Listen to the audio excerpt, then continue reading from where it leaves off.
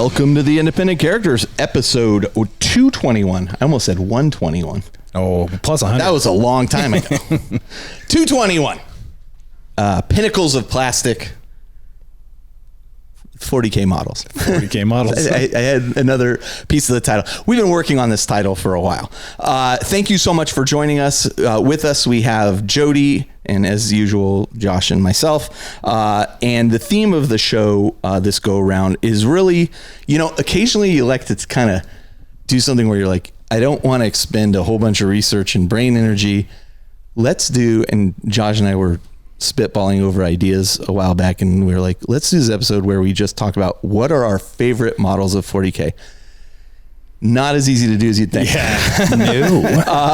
And I mean, of course, it's all subjective, right? Oh yeah, totally. And it's biased based on what we like, but we thought, hey, let's have a talk about what our favorite 40K models are. But it's as easy as picking what's your favorite movie. Yeah, right. Which I can't do. That's impossible. Is it your favorite comedy? Is it your favorite drama? Are Lord of the Rings one? Can I consider those one movie? Right. Yeah.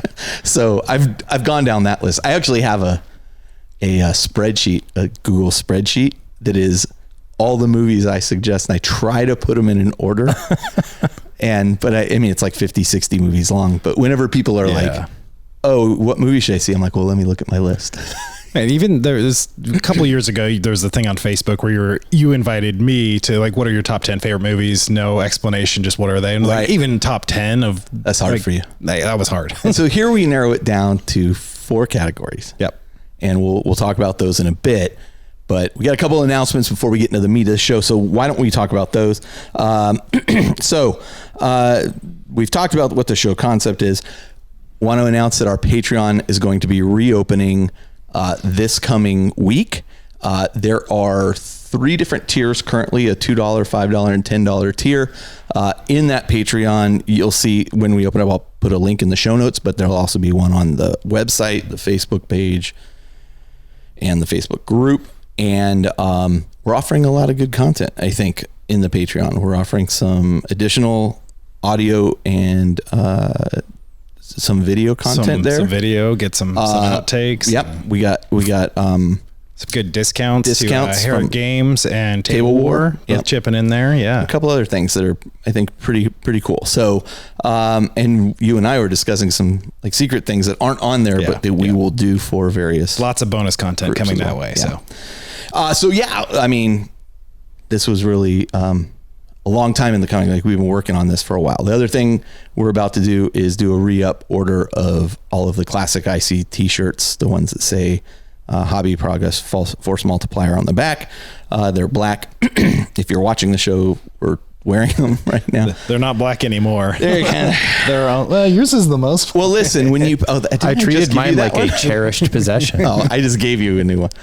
That was Sky. Oh, that was Sky. Sky's is like, it's actually a brand new t-shirt. I have several extras mine is 2XL size. Mine is approaching gray. Yeah. But you know what? Even when you paint black, you're not really painting black, right? That's right. It's already highlighted. So yeah, these are pre-highlighted. Pre-highlighted. Mine's got appreciate. So does Sky's. Highlighted with age. Yeah.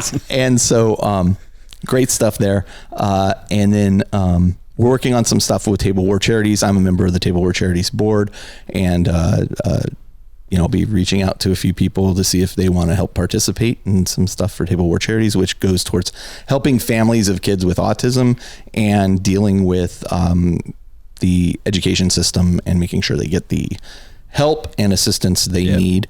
Such a great cause. It's an awesome charity. I can't tell you how many people at Adepticon, because we were doing a raffle for a Titan there. Yeah. How many people came up and they're like, oh, my niece, my nephew, my brother, me have autism, and boy, I could have used help, on this. So just cool cause. It's very close to Todd's heart because he has a child with autism.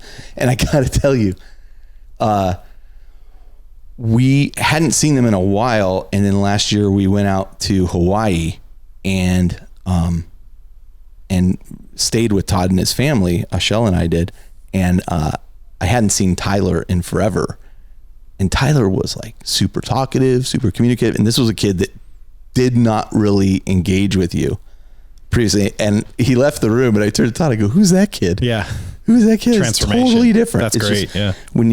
When it's just a different way of learning. Yep. Right. So yeah, great stuff. Anyway, elite choice. Let's start with Jody, and then let's come back to Jody. How about that? Sounds good. That solves your 2-choice option. I did. I got in stuck. a show about making choices. He couldn't do it. He couldn't do it for just one. do one. Like everything in this show, I'm going to go, but I had a good reason. Yes. Yeah. No, but there's a reason. All right. So my first elite choice goes to Sean McCree. Sean painted up the Dreadnought from the Leviathan box set. And GW had published an article in the community site about the Ballistus featuring a picture of the banner-bearing old Dark Angels Dreadnought. He says, I think from 3rd edition. And he wanted to pay tribute to that model. High five, Sean. Success. Tribute has been paid. Beautiful paint job. Classic old school nod and look. Even went for the brighter kind of 90s green.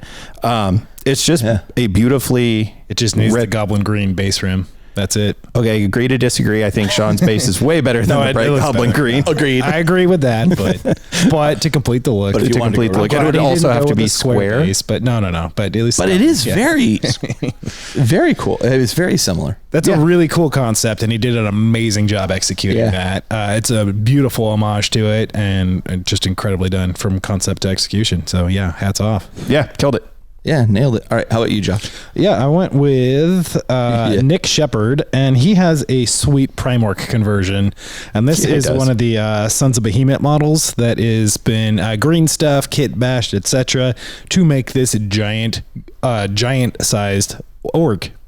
So cool. I don't know lore wise. Jody could probably answer this. Is there a Primorc thing in the lore? Is that I wasn't familiar with what it's supposed to represent, but it's just an incredible conversion with tusks and chains and crazy like mech looking claws and just some really nice cabling details. Labor of love. Back. Yeah, absolutely. Like in game term wise, I have no idea what it does or represents, but it's just an incredible model. So here's for me, like when I see this and I see like the green stuff work, I know Justin is pretty good at green stuff work.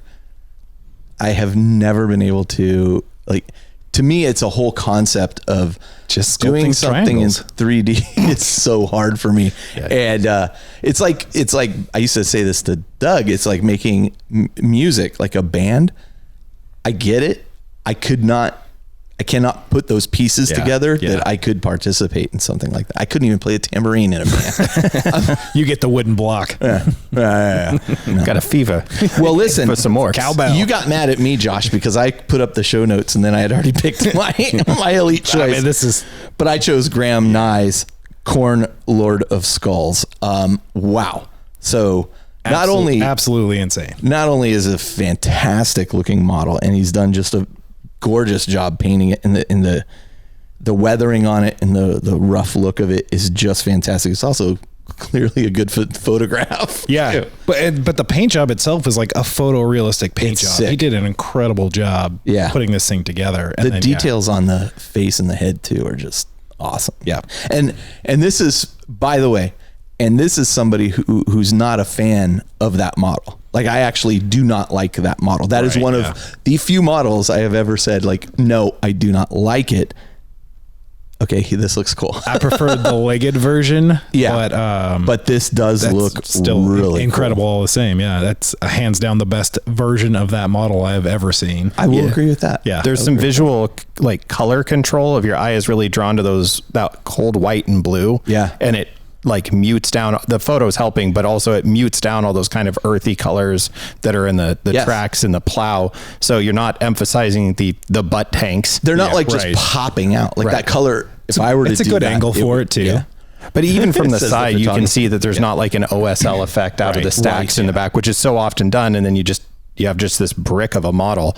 So there's some very thoughtful kind of color placement and stuff going on there. Yeah. And the reds that are in the kind of right above the gut cannon, kind of tie everything to it. Yes, it is just really well done on a model that's not an easy. And that's an interesting point, because it took a model that I do not like, and I went, oh, I like that. Oh yeah. No, that executed. Like that's interesting. Right. Yeah. Right. I like the color choice on it too, because it's very Heresy era World Leaders, which as a corn dozer, as it's affectionately known as, is really, really well done. Like good choice. Yeah. Very nice. Well, really well done, man. Yeah. And then let's circle back to Jody Mark II for his second one. Buzz the Tower, as it were. Hey. John Barrymore. So there was a certain amount of this that I was like, I have to call this out because John posted right before we're going to record, which puts you in like the magical sweet spot of never getting an elite choice. So I was like doubly driven of like, no, I got to get an extra one in here. So John posted a picture of his Thunderhawk, the Emperor's Children 3rd Legion. He's calling it the Agony and the Ecstasy, of course. Fitting. Yeah.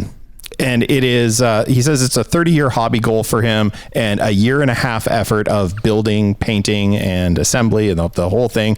And wow, I mean, a year and a half is a long time. The edge highlighting on this model. Yeah. That's a lot of edges, but really well done. Also. Oh, so clean. Yeah. So good. Yeah, it's beautifully done. And you know, I'm hesitant to say a year and a half well spent because that's a long time to look at one model.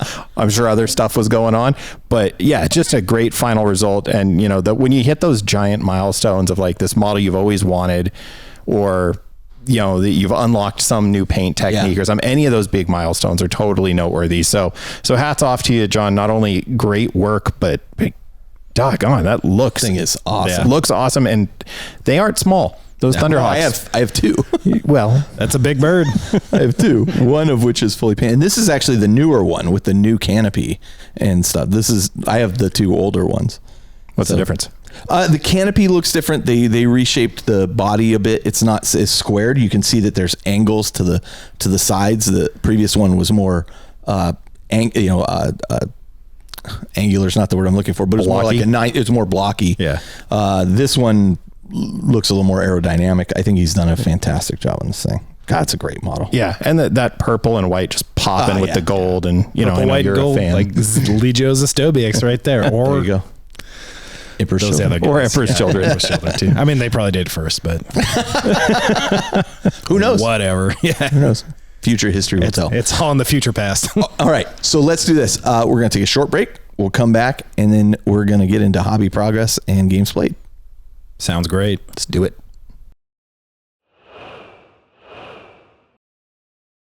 All right, welcome back. We're going to leap right into the workbench. Yeah. Because Josh or the section where I just talk for half an hour. Yeah. Well, listen, I did a bunch of assembly this go around as opposed to painting. Yeah. Because I'm sick of looking at boxes on my shelves, so I started working through some of my backlog of assembly, and I knew I could at least accomplish that. So I assembled Bellicor, which is a model I bought a little while ago. I'm still not sure where I'm going to fit him into an army. You and I talked a little bit about that, Jody. I have for demons, I have purely Zeech stuff. Originally my thought was to ally him into a Chaos Space Marine list, which is what I was going to do in the last edition. Not possible anymore, but still he's, as we'll talk about favorite models, he's up there. Have you looked in the designer's commentary, just out of curiosity, about multiple models in a army needing to be the warlord if one defaults to the other? Somebody on our Facebook group mentioned that if that's the case, you can choose which one is, which again, if I were to slap Abaddon in here with Bellicor, there would be so many points in two models. Yeah, right. That I don't know that that's really feasible at the level of games we're playing at the moment. That's Chaos Wonder Twins, man. You got this. List maybe in a 3,000 two special characters. yeah, two major special characters. Right. So speaking of Abaddon, I finally assembled him as well. Nice. He's been sitting there in a box. Originally I was going to do like a specialized banner for him. Yeah. And I just said, look, I can't let what's the saying? Don't let perfect be the enemy of great, be the enemy of good. There you go. So I was just like, you know what? Let's perfect get him assembled. Done. Let's get him on there. Let's get him done. So I've got him done, him based. I've got Bellicor done and based. Then I did Harkin World Claimer because I was working through a backlog of stuff. I'm like, let's knock this guy out. Nice. He's kind of a cool little model. I don't know if I'll really use him a lot. I have a ton of Raptors. So, at some point I'll make a listen. I'll actually talk about that in a minute because I was building some lists and I want to talk about something else I had in mind. And then I assembled the Vex Machinator Archlord Discordant. I guess that's his name, Vex Machinator. He's the Archlord. Lord Discordant is the unit type. Yes. And this guy is real spindly. You're probably used to that working with Necrons so much. And as you're assembling him, he's sitting on the back of this creature, demon engine. And he has these leather straps which go from him to the demon engine as if reins. And boy, those broke fast. As I was going to dry fit him into the seating position, plink, it just snapped right off. Yep. And okay, so I glued that back on and fixed it, and then I went to go put him back in there, and plink, there goes the other one. And I was like, okay, this is ridiculous. I had this tiny 1.5 millimeter chain that I'd bought from Green Stuff World a while back.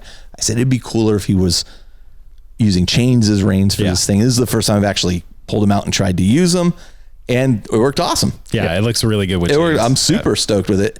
I'd originally bought it to like wrap around like fists on dreadnoughts and stuff. Yeah. And I'll still do that. It's just jeweler chain. Yeah. It's brass.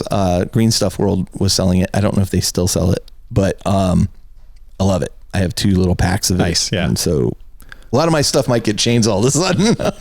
It's a good look, and it looks really good with chaos, like chains and spikes. It's hard to go wrong with. Yeah. It looks frankly more at home on that model than the organic matter does. I agree. Yeah, I agree. It does. So it's a great model. Like it's an absolute, in fact, all of these models are really great. Bellicor was interesting in that the assembly of his base was not good. And I think I even posted, I said, I don't know if mine was in the heat for a while or if they're all like this, but like as I would assemble the pieces of the base, and there's like that base has a lot of 6 or 8 pieces that connect the base together. You're building the entire thing. It's stupid to say it's a model, but you would assemble pieces and you'd be like, is this lining up right? And then finally you'd find the point where it lines up, but then you'd glue it together and you'd look and you go, I can still see light through this. And once you got it all together, it's hidden. I'm going to channel the inner Justin here and say plastic glue. Yeah. It probably would have helped for that one. It might have helped fuse those gaps. That would have helped with that particular piece. You're not incorrect there. You ever messed with milliput? Yeah. In fact, Justin gave me some when he bought like a huge amount of it. So I have a couple packs of it, and I did mess with it. I have a base built on milliput as well. So well, just you were saying you don't like green stuff. You can use that as a gap filler for sure. Yeah, and it's way more forgiving than green stuff. Yeah. That's a good point. So that's a good point. I do have some things I should use that on now that it's still sticky and a mess, but it's so much easier to work with. Yeah. So, I mean, this is a guy too, that as I was looking at how do I put him in a list, I was like, I don't really know that I'm going to put him in a list, but that got me list build thinking. And playing the games that we played, and I'll talk about those in a minute. I thought, I've got a bunch of these demon engines around.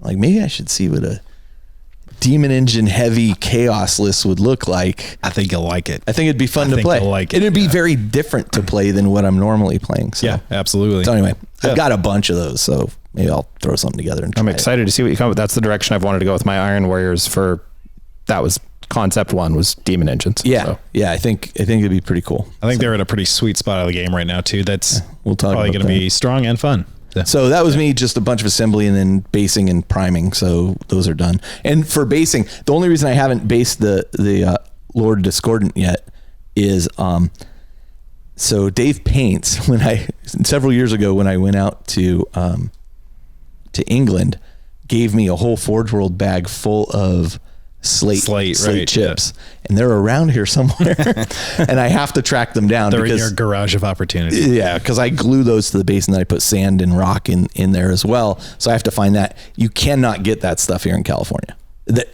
If somebody knows where you can get it, let me know. I have not been able to find it anywhere. Just like tiny slate chips.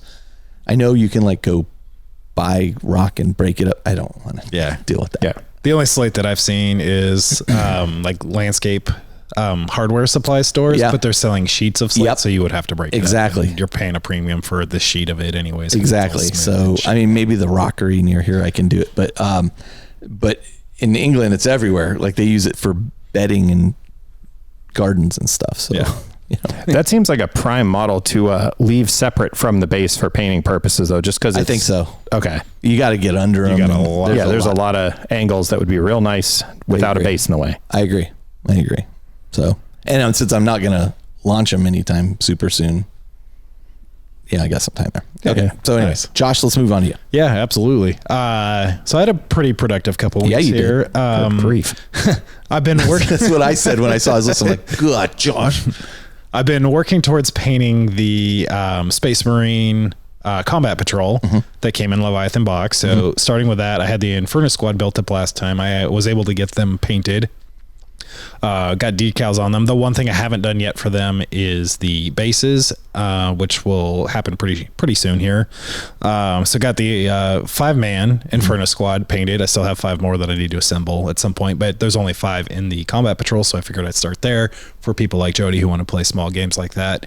And that 5-man squad is going to translate into a couple of other a couple other army builds that I have also will also have a 5 to 10 man squad in there. So setting the base level, or building the base. One thing that we were talking about on Saturday is that for me when the new edition hit, I wasn't thinking new edition, new army, right? But the Primaris contingent of the Sharkadons really is a new army because I had 5 assault intercessors of Primaris painted and ready to go. So aside from a couple vehicles that I can pull in now that they're Primaris compatible, like a Land Raider or a Rhino or something like that, like it really is a new army for the new edition. Effectively. Yeah, absolutely. So that's been actually a pretty big motivation for me to get stuff painted. I've only played one game against Jody with the Marine so far, but it was pretty fun play style and going to be very different from how the Necrons are. So, you think? Yeah, it's a really different play style. Yeah. Well, that Inferno Squad's is such a good fit for the Carcharodons that get up close. Yeah, it seems like aggressive, but that seems like a great fit for them. Yep. So eventually there'll be 10 of those guys, but we got 5 painted, ready to go, decals and everything. 5 more assault intercessors. I actually painted 6 because I wanted to have the option to run this as one giant 10-man squad if I'm coming out of a Land Raider or something like that, or break it up into 2 5-man squads. So I painted a 5 guys and a sergeant, so I have the option of running it as 1 or 2 squads with the existing 5-man assault intercessor squad that I have. So got those guys fully painted and ready to go. Painted the Terminator captain from the Leviathan box. So he's ready to go. The only thing I haven't done with him yet are decals. So those will happen in the next couple of days. And I also painted the Primaris Apothecary, who is going to be my HQ for boarding action games. That is a great model too. It's a gorgeous model. Yeah. Really cool model. I just love the way he's holding the gene seed or the progenoid in there and going to do a bunch of blood effects. Like he's just ripped it out of some fallen Marine's chest and ready to implant the next hopeful. Yeah. Stick that in my pocket for later. Yeah, exactly. Which it's cool. I was at first glance, I thought he had a bunch of grenades on his chest, but I realized that he's actually it's all the little gene seed canisters, and each one has its own purity seal attached to it. Yeah. It's it's just a really cool little detail. He's holding this cord in his right hand that's holding an open container. So it's he's about to drop the freshly harvested gene seed into this little container, add a purity seal to it, and sling it around his neck. So nice. Yeah, it's neat. Cool model. And like I said, I'm going to use that as one of my HQ units for boarding action specifically, but also he'll get play in larger games and lists there. I assembled 5 Stern Guard. These are the 5 Stern Guard from the Leviathan box again. And they are just going to be one of the only shooty units that I'm actually going to have for Marines in the Sharkadons, just because I really like playing them as an assault army, even if it's not as viable competitively. Yeah. It's so fun and thematic. It's a fun way to play Marine. So going all in on that one. I also assembled the Ballistus Dreadnought, which is again from Leviathan. That's the shooty Dreadnought. So it'll be one of my other shooting components. I still have all the bases for that stuff for you, right? So you need those bases? I don't need the bases. All right, good. As we'll get to in my next point here, I've been resin printing all the bases for this army. Got it. So my existing Sharkadon army in all the small Marine scale they're actually need to rebase the whole army because they're 25 millimeter bases still, which is a big part of why I haven't played it, but it's also part of the motivation of going everything Primaris.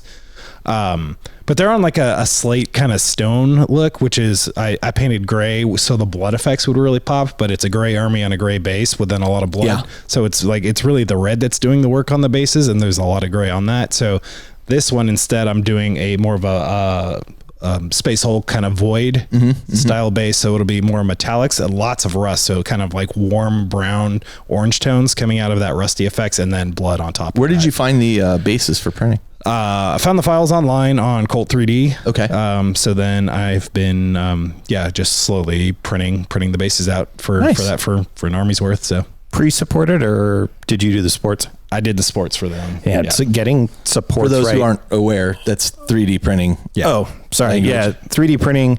You don't just print the thing on the build plate. There's a flat plate that dips in and out, and you need something to support the model. You can do it with bases. It's a terrible idea. Don't do it. Unless you have a magnetic plate. Do you have a magnetic plate? I don't. Okay. I have one, and I didn't want to bother putting it on, so I just do supports. But supporting bases is like, it's a little bit tricky. You would think for like a pretty simple object, it's Because easy. it's so flat, right? Because it's so flat, you get warping. And I did two 90 millimeter bases for dreadnoughts, and it was the longest print I've done to date by far, because it is such a large base. So I needed about a 30 to 45 degree angle. I don't remember exactly what, and then the raft, and then all the supports in there. Like it was. It took a good while, but they turned out really well. Yeah, as long as you just, for those who like 3D printing, if you're going to print bases, 10 times more supports than you think you need. Yeah, right. All the supports you can get in there. Yeah. So base has been coming along. The few models that I do have painted, including these, like everything's going to get a base. So I'm going to just do a big batch of bases probably before we record our next episode, I'll have a pretty decently size force going, not quite the combat patrol, because I have a lot of peripheral stuff that's outside of that, but it's all coming together. Nice. So I when I did some list building, I started with like, here's the combat patrol, here's a 500 point boarding action list, here's a 1,000 point list, here's a 1,500 point list, and here's a 2,000 point list. And I'm going to try and get as many models that overlap between those four just different lists that I just listed there. That models can share between them. So I can prioritize a small number of models to kind of get me the most options of gameplay at once. And then I'll just expand for whatever sounds fun after that. Right. So that's it for sharks. But then I also rebased my wraiths, because I rebased all my Necrons several years ago, because the original, again, like warriors were on 25 millimeter bases, 28 millimeter bases, and then they got bumped up to 32s. Same thing, Immortals, everything in that entire army got bumped up in bases. So I've rebased the majority of that army, but since I didn't play much ninth with it, especially Necrons, only like very early on, I played a handful of games. But the Wraiths were on 40 millimeter bases and the old basing style, because when I rebased, I actually changed the style to a new style that I like a lot more. Just more texture, a little bit of patch of the greenery stuff in there. So finally got around to doing that, because Wraiths bumped up to a 50 millimeter base, which I actually didn't have any of. So I had to find some of those online to do the bases for. I finished painting the Plasmancer, which is just one of the fun cryptics on there, less crazy powerful compared to the Chronomancer or the Technomancer. But I just had a list the list that I ended up playing with you, which we'll talk about. But Plasmancer was just a fun little addition to that, which I had like 85% painted there. So it was easy to get over the finish line and paint his base up. And then I magnetized all my bases for the few Necrons that didn't have magnets in them, including the Wraiths, just because I use table war cases for local games. So just having that metal sheet and a magnet underneath for easy transportation is super handy. So nice. So speaking of our resin putties, I have a 2-part resin putty that you just mix together and stick a magnet in there, and it's nice. Good to go. So did a bunch of that. And then lastly, I primed some craters, because I've still been working on terrain for getting my 40K collections for a couple tables at a time going.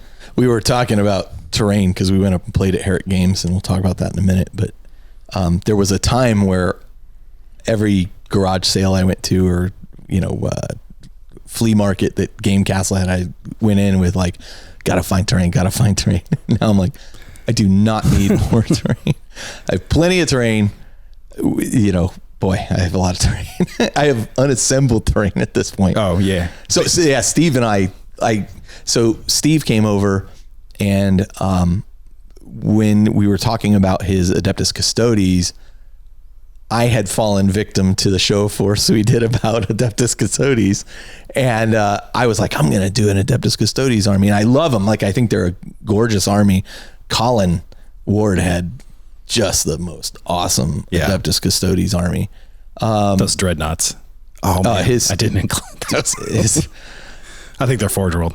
But okay. Well, anyway, yeah, you can't do that. Yeah. So anyway, I had these sitting on my shelf forever. And I just thought, I'm never going to get to them. But Steve is doing Adeptus Custodes. And I was like, you know what? Take these. Take all this. In fact, here's these 2 vehicles. Take the vehicles. They're like, at first I was like, oh, hold on. And I'm like, just take it. I'm so never going to get to it. Take it. You're going to enjoy it. And then Steve brought over the boarding action terrain box, the big one. And he's like, oh, here, I brought this for you. And I'm like, oh God. Like, I'm super stoked about it because really cool set. I love this stuff, but it is a crazy amount of say large box work too. So plastic glue, you say? Yeah. Plastic glue is actually exactly what I would use on terrain. But and that one, if you have the orange Tamiya plastic glue with the big thick wand on it, that's what I use for that set. That's what I want. Like, if you're using the green fine one, you're gonna hate your life. You're gonna hate your life. Yeah. All right. Use the big wand. All right. Cool. All right. Anyway, didn't mean to interrupt. Joe, anything else? Yeah, I'm sure I'm forgetting about a couple of things, but no, I think that's enough for today. I'm going to save it for next time. It's been a popular guy. Wow. Yeah. I felt good about my, I was like, I did some stuff. All right. What did I do? Top of my list though, speaking of getting, I will say, I'm going to interrupt you, but I will say doing the show again, at least is forcing me to do stuff. Cause I'm like, oh, I got to get something done. I'm going to assemble all this stuff. At least I'm getting things done. Jeff's already had his reign. Yeah. Yeah. That's long gone. Yeah. So speaking of moving things on, it happened. That was the orcs. I am no longer an orc player. Yeah. That is, I own. God, they were beautiful. None. Too. Yeah. And was thrilled that I believe that the handle on the IC's Discord is Devious. So one of the folks there reached out after I was on last time and said, hey, I'm interested. Finally set aside some time in my waning days of summer vacation and packaged them all up. It was 2 pretty big boxes worth. I'll bet. A lot of plastic wrap used or cling film. That's what I use. Yeah. Yeah, got them all boxed up and they are gone. Enjoy unpacking that. I was thrilled to see very little damage because I mean orcs. He sent you pictures of the stuff that arrived. Yeah. Oh, good. Yeah. And orcs, especially on some of the larger kits, there's some spindly bits. Yeah. And the vast majority of it made it unscathed and undamaged, and the rest is fixable. Yeah. You just have to believe it'll work and get there, and it will. Yeah. Yeah, and also if you're sending the orcs, just spray the box red. It's fine. It was kind of fun going back through that as I was decanting the collection, and then knowing I was packing it up for the last time was strangely wonderful. I was going to ask any regrets. I'll get back to that. Okay, later on we're going to talk about that. Okay, not much, very little. Because you felt a lift. Yeah, I sold those Ultramarines to Austin, AJ, and occasionally I kind of miss them, but like not enough for it to be like, oh, I wish I hadn't sold them. Well, you still have the Thunderhawk.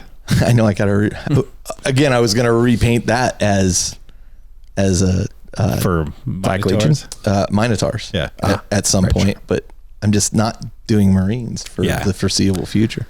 I do have a Thunderhawk for Chaos. I don't even know if I can use it anymore. I'll tell you what, the release pending for the new Epic game coming out. What's it called? Legions Imperialis. Got it. Carl, hit the button. Head you off. Thank you. So I still couldn't tell you. You ask me in 3 minutes, I won't be able to tell you. Nor I. It's called Epic. But the new Epic scale game, I'm very excited about. Actually diminished my anxiety of what if I want to play a really big game. And that's twofold. My demon army is actually a lot bigger than it seems because I have a demon army standalone for each god. Yeah. Well, when you put 3 of the 4 I have done together, it's actually a pretty big freaking army. And then Bellicor can lead those. And then Bellicor absolutely can lead them. Looking forward to mess with that. Anyway, so let's get to, so that it's gone. And it was a big lift. It was a like weight off of just the backlog of knowing I have this massive army that I'm not interested in messing with anymore. And the guy who got it seemed very excited about it, and it was a fan of the show. That and helps like a lot. Curb it a lot. Right? Definitely. I've sold two armies, my World Eaters and my Ultramarines, and I haven't regretted selling them. No. And I've turned around and usually used it to do something else. Yeah. Right? And I've been stoked. I've sold a number of armies. I don't know how many before this, but nothing this big. I mean, an apocalypse size 40K army is not usually something you do. All right. So what did I actually do though that was moving forward? Built and primed and needed to do some pretty significant putty work on him. A little great unclean one, maybe a Demon Prince. It's from Mearce Miniatures, the Divine Lord of Legions and Buboes. So it's a short, great unclean one. So it was a model I've had rattling around in my collection. There was a closeout on some of the bigger Mearce Miniature kits at Game Castle and picked it up years ago. It'll be my test model for, I'm 90% sure what my Nurgle Demon paint scheme is going to look like. Yeah. So I need to do a test model, and I thought there's a great option. It's just a little pile of pus. That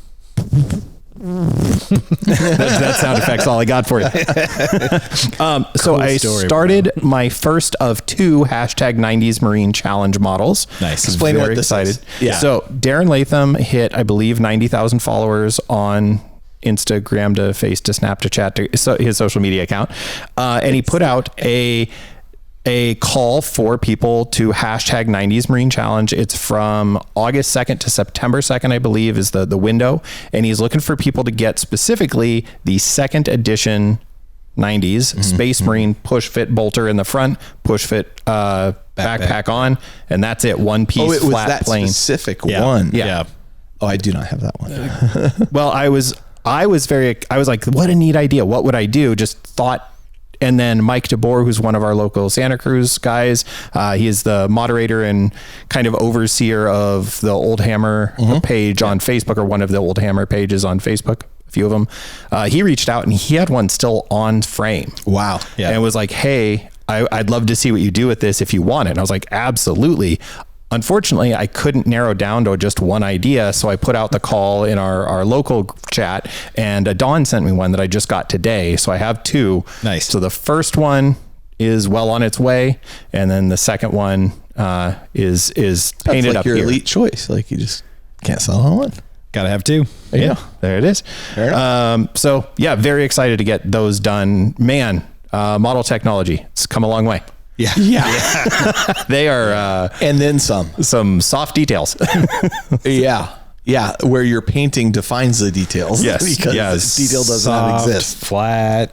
Yeah. Even from when I was first in it, the Battle for McCrag starter set, like those Marines, wholly different than what you get today. I mean, just the level of detail. It's so funny because I remember 3rd edition dropping and all of us having our minds just blown by the level of detail on those Marines. And so to go all the way back to the 2nd Ed Marine is, it's pretty cool. And speaking of progress, I mean, Leviathan, and this is something that I was talking to some of my Games Workshop friends about, is the most complicated box set, starter set for 40K that they have done so far. In what regard? In regard to the amount of sprues and variation of those sprues. Like normally when you talk about that, like they would use like, and I could be misquoting here, but they would use like, 2 or 3 machines to spin up the variety of things. They needed something like 8 machines to spin up the variety of stuff that you got out of that, because it's so many sprues. Yeah. And so much variety. It's a lot of molds of models. It's that many different molds. So I'm going back to that 90s box in comparison. I believe, lest I'm mistaken, there are 6 different models in the entire box. Yeah. There's Orcs and Gretchen. There's Bolter Marines. There's a Sergeant. There's a Flamer, and there's a missile launcher. Yeah. And that was the whole, and was there a missile launcher in the squad? I was trying to remember where the Beaky Marines, because that was RTB01 before that. Yeah, okay. Anyway, sorry, getting nostalgic here, but I mean, that's what this whole thing's about. It's interesting super fun to see your point about the progress that the models have made. I mean, I remember seeing after Battle for McCrag, it was then Blackreach, that set. Like the orcs in that set looked amazing, and the Marines were a vast improvement as well. So like every iteration is just incredible. Yeah. Looking at Second to third was a huge jump, as you mentioned. well, and looking at the new orcs versus the Blackreach orcs, of which the new there were none of the new orcs in my army I sent off. I haven't actually seen those in hand, and I'd be really curious to, because I was looking at the Blackreach orcs in that era. It's like, man, these are good looking models. Yes, I thought they were fantastic. I'd be curious to see the new ones. All right, but maybe the most significant piece of my hobby progress. Absolutely. Josh was excited about this. Yeah, as well he should be. So with the departure of the orcs, that kind of cleared some of that backlog. Brian reached out and offered to come and do a Matt Foley motivational speaker day with me to get my freaking Titans painted. Stood in front of our green screen here and said, just do it. I could show you on my phone a couple of those that he sent me since.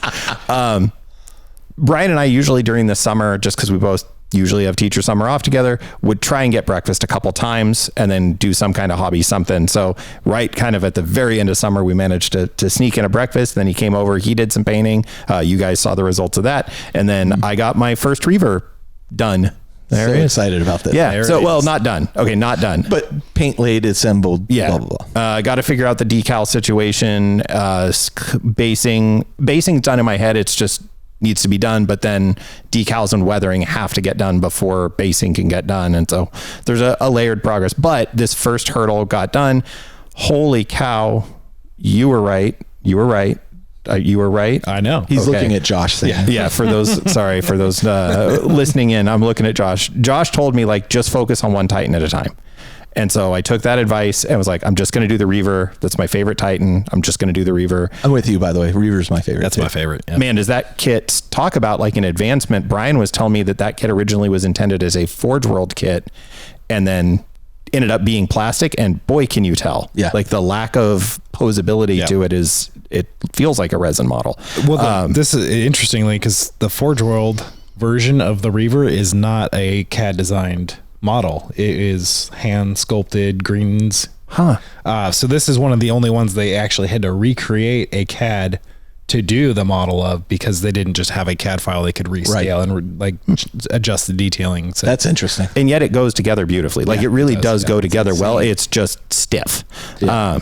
As soon as you put together a Nemesis Warbringer, which is very similar to a Reaver, you'll be like, I see where they learned these lessons from the Reaver kit. Got it. And it's still a great kit, but the feet and the legs are, you're going to have to commit to getting it looking a little more mobile, but future ones will sort that out. So I'm underway, and even taking the focus on one Titan at a time. And Brian was just work on the legs, set everything else aside, just work on the legs. And I got that done. And then I got just worked on the torso and then just the arms. And it really was one day. And I was knocked the whole thing out, and it wasn't that bad. So yeah, very awesome excited to revisit. It's awesome looking. Are you thinking, as I look at this, Josh and I recently have been talking a lot about oil washing, because I have some of Doug's stuff that he oil washed, and I want to see if I can replicate some of that. And Josh is going to help me learn how to do oil washing. I've never done it before, but to me, this looks like a model that I'm like, oh man, that could really benefit. Oh yeah. I oil washed all my Titans and it worked real well. Yeah. I'd like to co-op that day. I've been bugging him for a while about it. I've tried water-based oils, and everything. Once I tried it, I was like, this is not great. That's good. Yeah. And a bunch of people I then kind of followed up, and they're like, yeah, here's what you should expect. I'm like, yep, that's what's happened. Yeah, we're going to do it down here and probably film a little bit of it. Just cool. So I would love to jump in on that. Oh, the other thing I forgot to mention, finish the Titan and I'll jump in. Sorry. No, that's it. He's thing looks ready awesome. So we're excited for you to play. Yeah. High five. Nice. Well, the comedy is, so legitimately we did that AT episode way back when. Yeah. And I was like, I already bought my stuff just in building up to it. And it's been sitting ever since. And just this weird, there's been a real layer of hobby mental block. And you've also been real heavily involved in RPG stuff lately, and which is taking probably a lot of that focus and a lot of that desire to, well, why am I going to do this? I'm focused on this area. So with this, it's not like you're not painting, you're painting. No, I always paint tons of everything. RPG models, board game figures. I will say with this, there was a realization It's funny you said board game figures. Literally, the oil watch was for a board game that needs tons of models. And I was like, let's try it.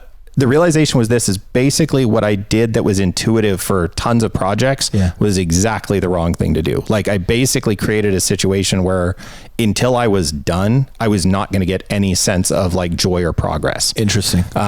I tried to assembly line all the Titans at once. Bad call. I tried to do all the armor plating and paint all the armor plating at once. Bad call. Like there is enough unique little fiddly aspects to these guys that like you want to really focus on one Titan at a time, which is befitting for the way the game works. And then like Brian's scale and the detail too, it's like each Titan is a Dreadnought equivalent. Like it is a joy to paint. Like there's just, it's fun detail. So if you're not painting 5 or 6 at a time, like you can actually appreciate what the model has to offer. And then you can like get creatively inspired. My first batch, I made the mistake and I painted 6 Titans, and that was a mistake. Like they turned out great, but it was a grind. And there was a good while that I was like, I was not very motivated to paint more Titans. But then have done 1 to maybe 2 at a time since then, and it's just made a world of difference. Yeah. So I'd like nerfed my own joy pretty intensely. Oh, that's so.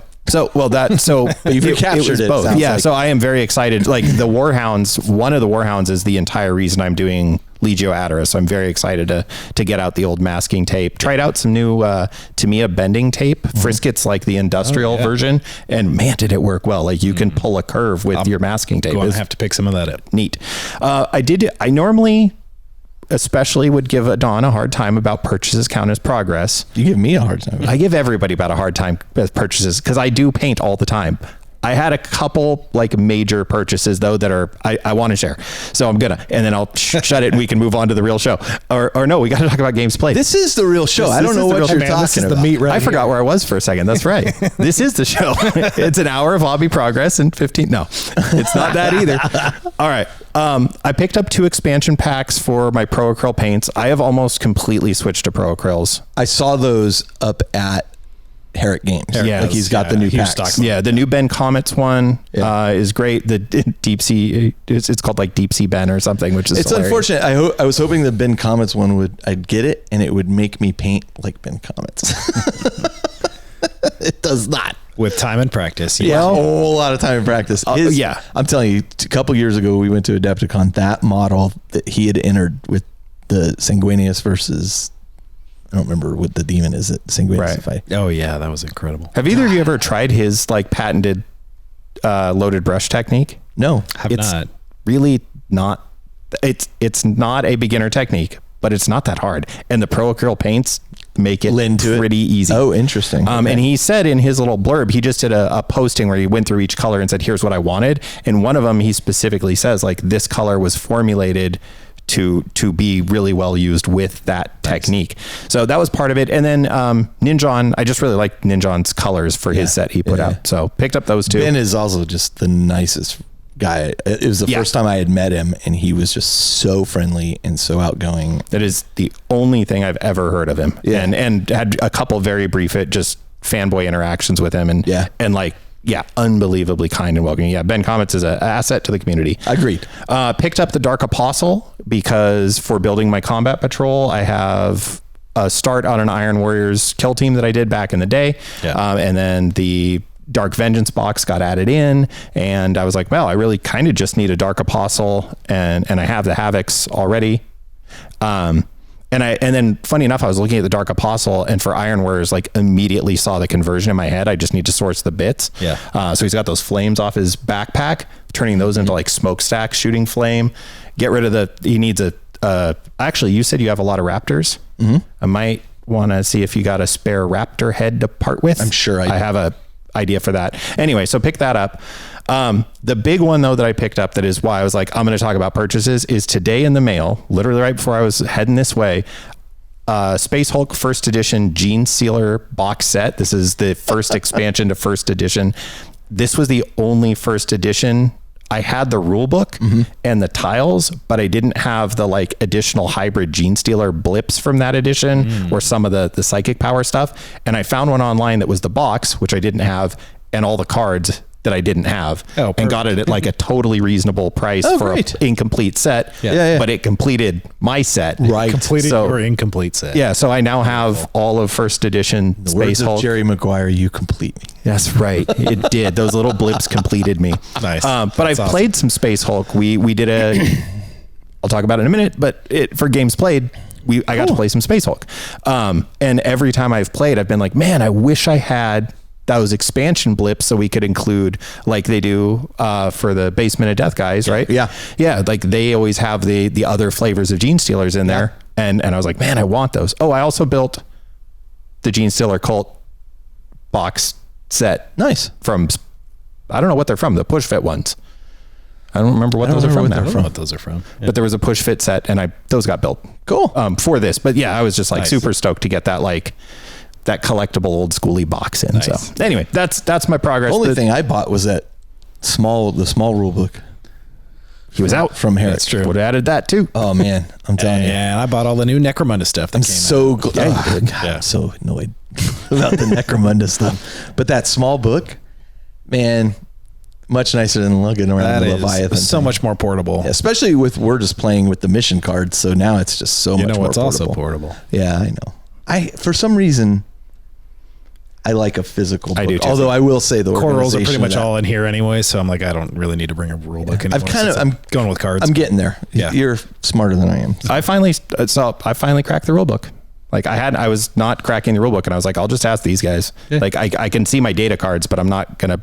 Here's a summary I've played before. Go. That's why I'm always like, hey, in this interaction in close combat, how exactly does? Right, yeah. So after our last games, as we're getting there, I was like, okay, I understand enough now to read. The other thing I'll tell you is that I'm with you. I much better Yep. going through it and then reading, but that Leviathan book already starts falling apart. Like that thing is I'm so bummed to is hear yours? that. it's not the most durable book out there. No, I haven't had It's issues unfortunate. yet, but it's unfortunate. Okay, games played. Where do we want to start?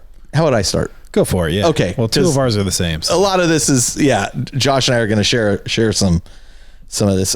So we had a Titanicus day here at the house. Yeah, we did. That Austin kind of set up, which was great. We hadn't seen Austin Lynn in forever. Hadn't played a game in a couple years. Yeah. Yeah.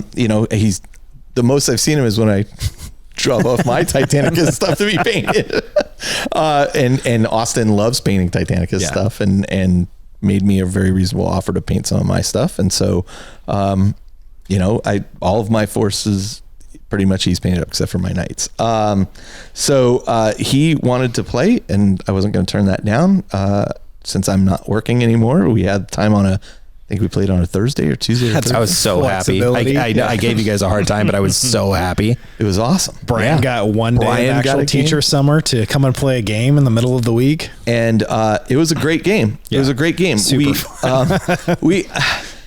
We broke a few rules to play it, which was fine. I think we allowed Austin's Austin list- an illegal list because he really wanted to bring his War Master, which he had not fielded yet. and I think we were going to bring 1250 or something Yeah, like that.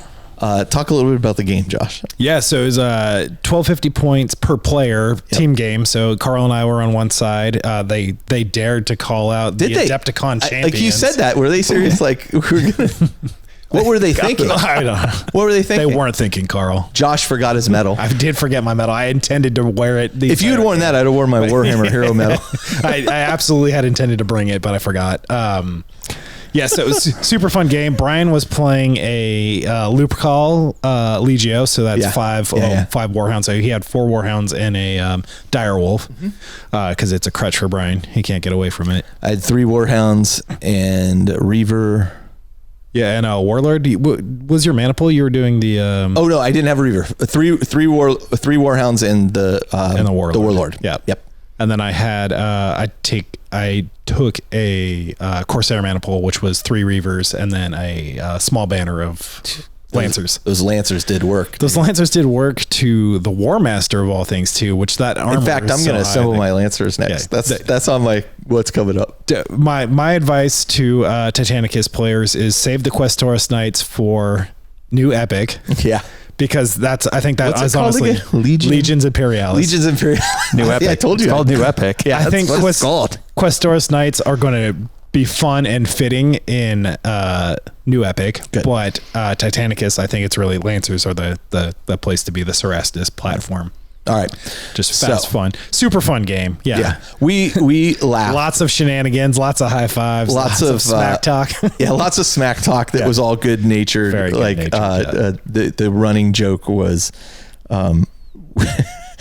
calling people out for their illegal lists. So we've already won this game. Yep. And then we could we used the match play rule set, which we did a random deployment zone and a random primary mission, which the primary mission was actually illegal to the deployment type that we rolled up. So we already won that game. It would say you have to place the objective marker 12 inches from the edge of the table and in your deployment zone, except there was no way to move it 12 inches. The deployment zone was only 10 inches wide. Yeah. So it's just like, so we're like, oh, we'll move in there. Well, because you guys are cheating, we've already won, Right. It was just constant.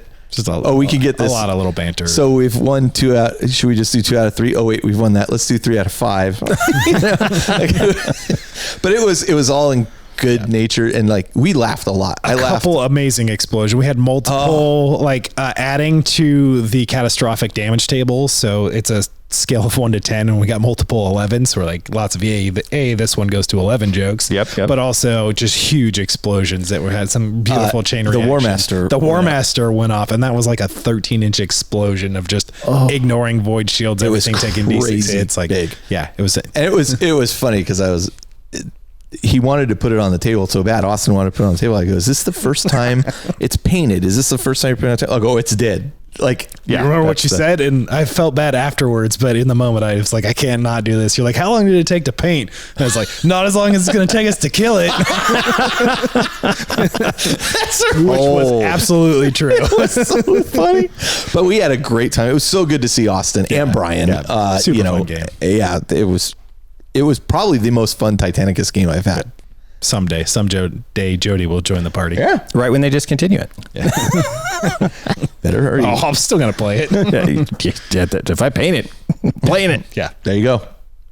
All right, so we played that. That was a great day. I think we played over a course of 3 hours or something like that. It was a pretty short game because the game went pretty quick, but the goofing off went on for a while.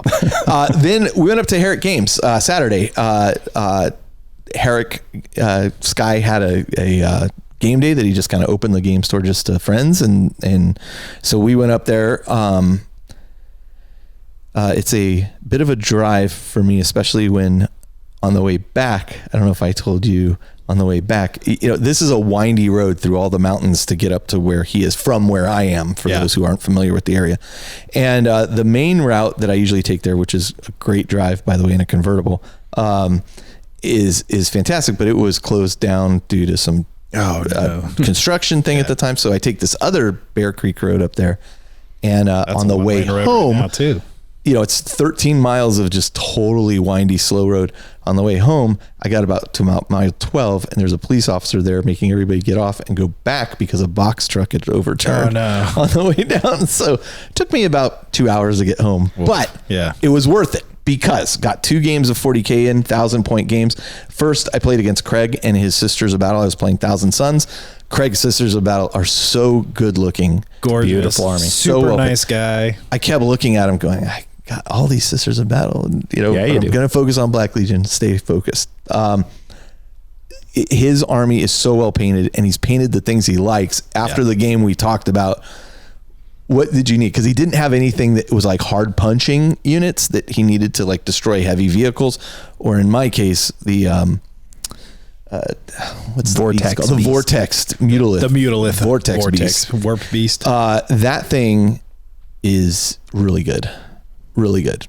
Like it has an aura around it. It has 3 different types of firing it can do. It's not a joke in close combat. It's not broken. It's really well balanced. I think it's fun and thematic. Super fun to play, and it can explode when it dies. And that thing just ate through his army one after another in concert with the Demon Prince and then just my Thousand Suns guys. One squad never got out of their Rhino. But Craig is super fun to play with. And that was the first game I think I've played with Craig. But I've always admired his sisters. And so we had a conversation afterwards about, well, what can you add to this? And so there's a few, like some of the battle suits he's going to add, but also the church organ missile Exorcism. firing. I love that thing. But I was really afraid of the flamethrower vehicles that he had there. That thing puts out a lot of shots. It does put out a lot of shots, but I mean, I also, and this is the other thing I was trying to tell him, was don't feel like that thing is ineffective against the Mutilated Vortex Beast. I made really good rolls that kept it alive. And so in the process of that, you can sometimes get, you can ascribe to a unit more power than it has. And the example I use with that is Aaron playing his Necrons and the Immortals. The first time I played against those, everything I took down came back, and I could not destroy a single. I was like, these things are really aptly named as Immortals. The next time I played against them, just wiped them right off the table. Right. But for the longest time, I was like, oh, I'm really afraid of this unit. It's so powerful. No, I just rolled. Aaron rolled really well, and I didn't roll so good. So. The Mutalith rocking an armor save and an invul save. Yep. And feel no pain. Yeah. I mean, that's a great combo. What's the invul? 5 plus maybe? 5. 4. I'd have to go back and look. I think it's 5. As the demon player, like that whole, like, if I'm rolling invul saves well, it can feel very lopsided because you're like, but I hit you with a Laskin, and I'm like, I don't care. Yeah, I don't care. And but I mean, then you have the game then where one it's like goes through. Half the time it works, none of the time. Yeah. And you'll have a game where it's like, I don't have an armor save at all. I'm just. And then you add a feel no pain to it, and you're like giving myself. And there's times where like I will fail armor saves all day, but I can make invul saves like nothing. Like no 5-up. We used to joke that a 5-up invul is better than a 3-up armor. Better than anything. Yeah. For some reason, it always feels that way. Yeah. So then I played that game against Craig. We went and grabbed some quick lunch, and then I played a game against Josh, and Josh rocked his Necrons, and there was a lot of Wraiths and a lot of Destroyers, and I brought the same list. Mutilated Vortex Beast did some work. Yeah. Did some work. The game did not go as well all for my me Immortals. as the other game. What did you just say? He killed all my Immortals. I thought you said you killed one of my models. It's like, oh no. Wow, dude. No, that was my game against Brian. So this was actually me bringing after our game last time. You're like, so are Necrons fun? Which is always the question. Like this edition, are Necrons fun?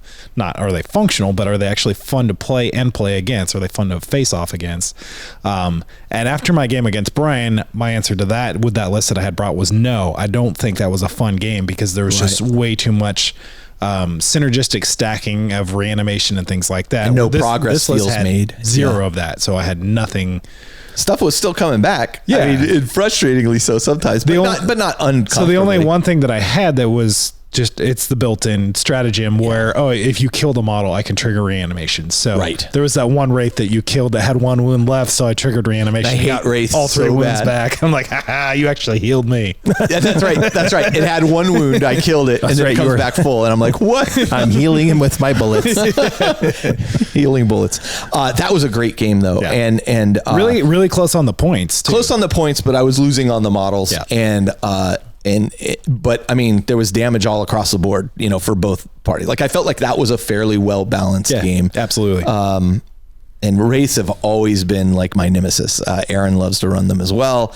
And man, they are just tough. And they're tougher now than great scrum in the middle too. Yeah, with that Demon Prince and the Wraiths. Because I failed a lot of my invuln saves with the Wraiths. So your Demon Prince is like, if I fail a save, it's just a dead Wraith because he's doing 3 damage or whatever per pop. So that ended up being a really fun fight in the middle. Yeah. And the thing I liked about that was it had me making choices between, do I want to do a lot of lesser wounds and or different attack profiles. Fewer, more wounds?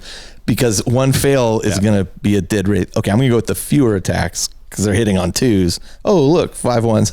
It's like there was a time. But I mean, look, playing Josh is always fun and challenging because he's a good player. So I always learn something from it. So that was cool. Very cool. That's why I love playing Blitzball with him so much. One game where I can, not the last time we played, but I did leave that game going, well, what does a demon army look like? So looks like corn demons right now.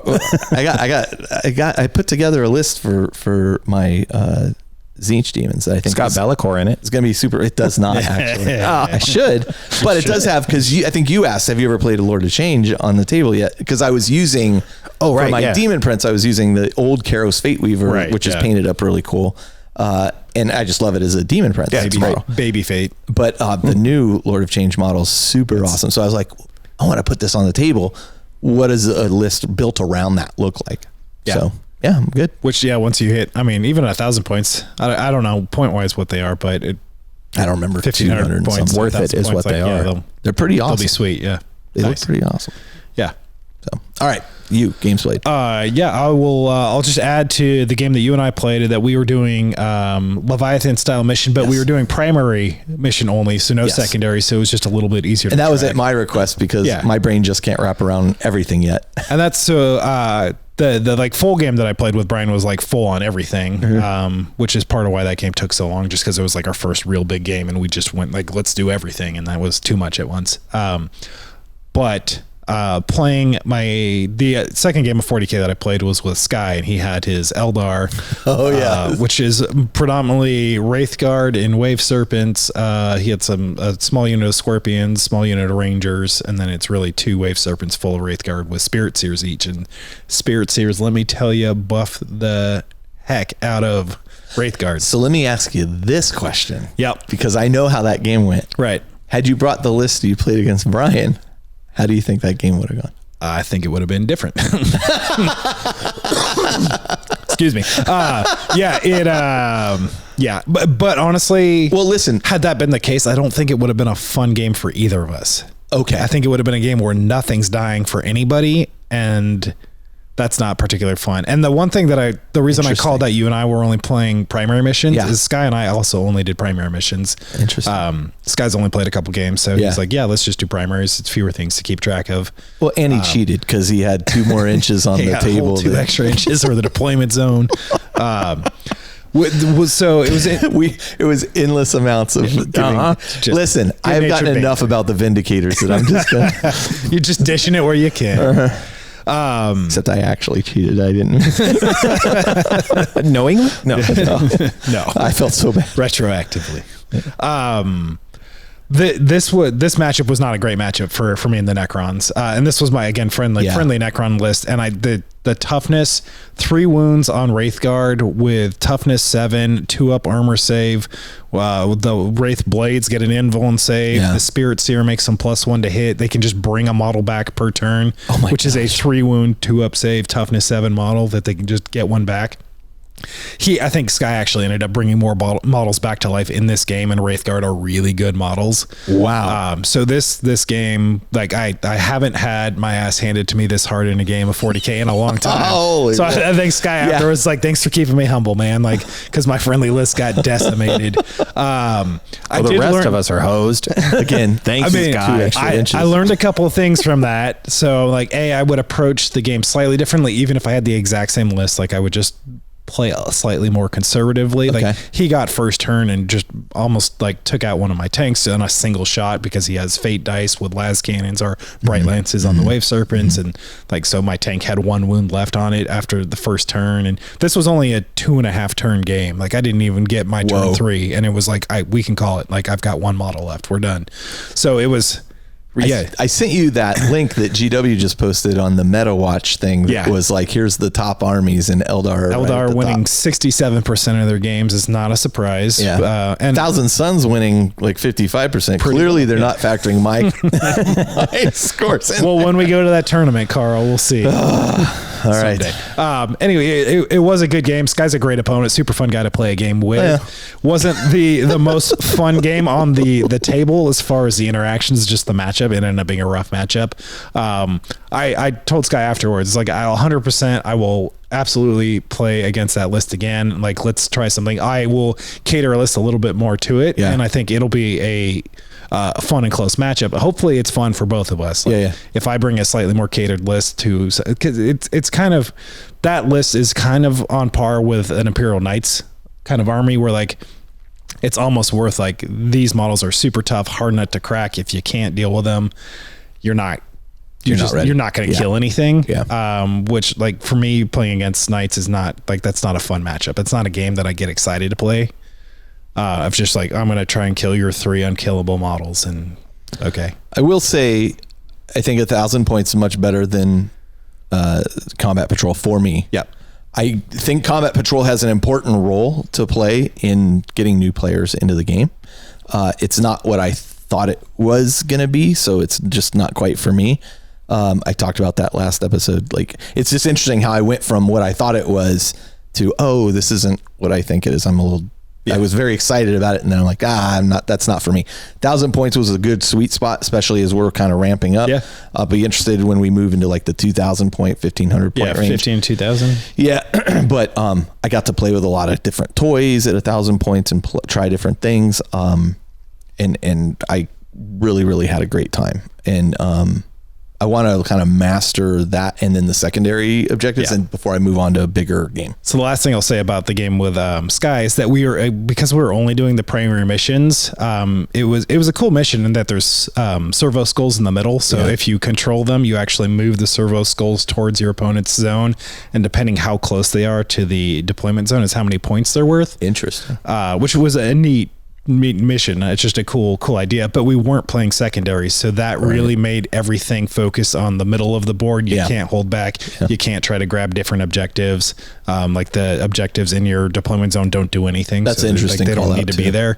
Had we been playing secondaries, there would have been more focus on doing other things in that game, which I think would have naturally balanced out the game slightly more. Yeah. Just because there's more things scoring. It's almost like they tested it at certain levels, right? Because we played that 500 point game. And it was really like the Marines re-rolling all this stuff. I was like, what is going on? Yeah. Well, super think good about at that scale, it's way powerful. Yeah. Because it's a third of his army is re-rolling. 30% against your army. Yeah. Yeah. And then at a larger scale, it's like, oh, well, it's really only one unit. Oh, that's a good point. Like, it makes such a huge difference. Yep. It makes such a huge difference. Something Sky said, I was talking to him just about the games in general and what was going on. And I think it's really a valuable point, and it echoed something you said to me about Combat Patrol, because that's what I did, is that at the 500 to 1,000 points, if you're not playing Combat Patrol, you're playing standard.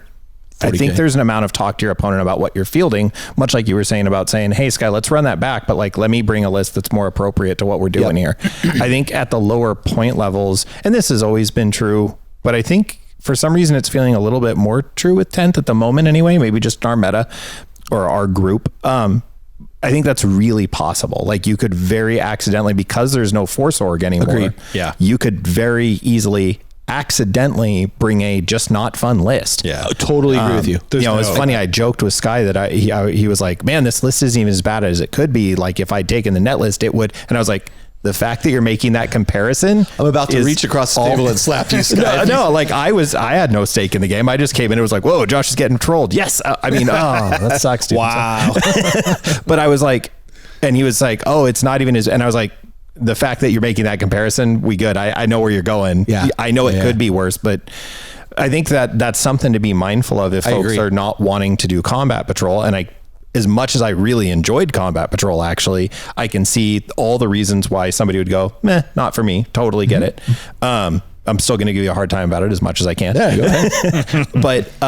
but yeah, I could see if you're building lists at 500 to 1,000, really easily, you have accidentally creating a not fun game. Yeah. And historically, 1,000 point game, you're going to have at least 2 troop units and HQ. You're probably not going to have more than that. So that's already a third of your army right there. It's in troops. And I hate the phrase troop tax because I absolutely love infantry in the game. Like, I'm definitely like a boots on the ground kind of player for the game, but they'll hold objectives really well. The fact that that's not there though, and it's open, you a character and whatever else you want, let's go. Definitely could potentially warrant to that conversation. If you're And I think as we were talking about it at the bigger points value, I think that's where you're going to see, well, I have, especially with the way the points are now, because they're very generalized. Well, now at 2,000 points, I think I can make a more all-comers list. Right?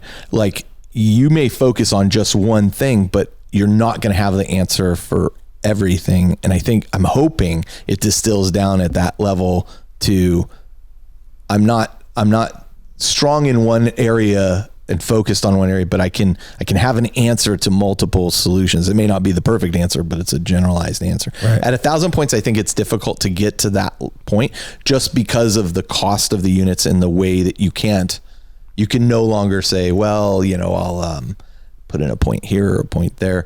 And it's not a complaint about it. I actually really like the generalized numbers. Like, it makes making a list for me. I'm really enjoying making lists as opposed to, okay, I'll take a melted gun out and then I'll put in I don't need that. I understand why people like it.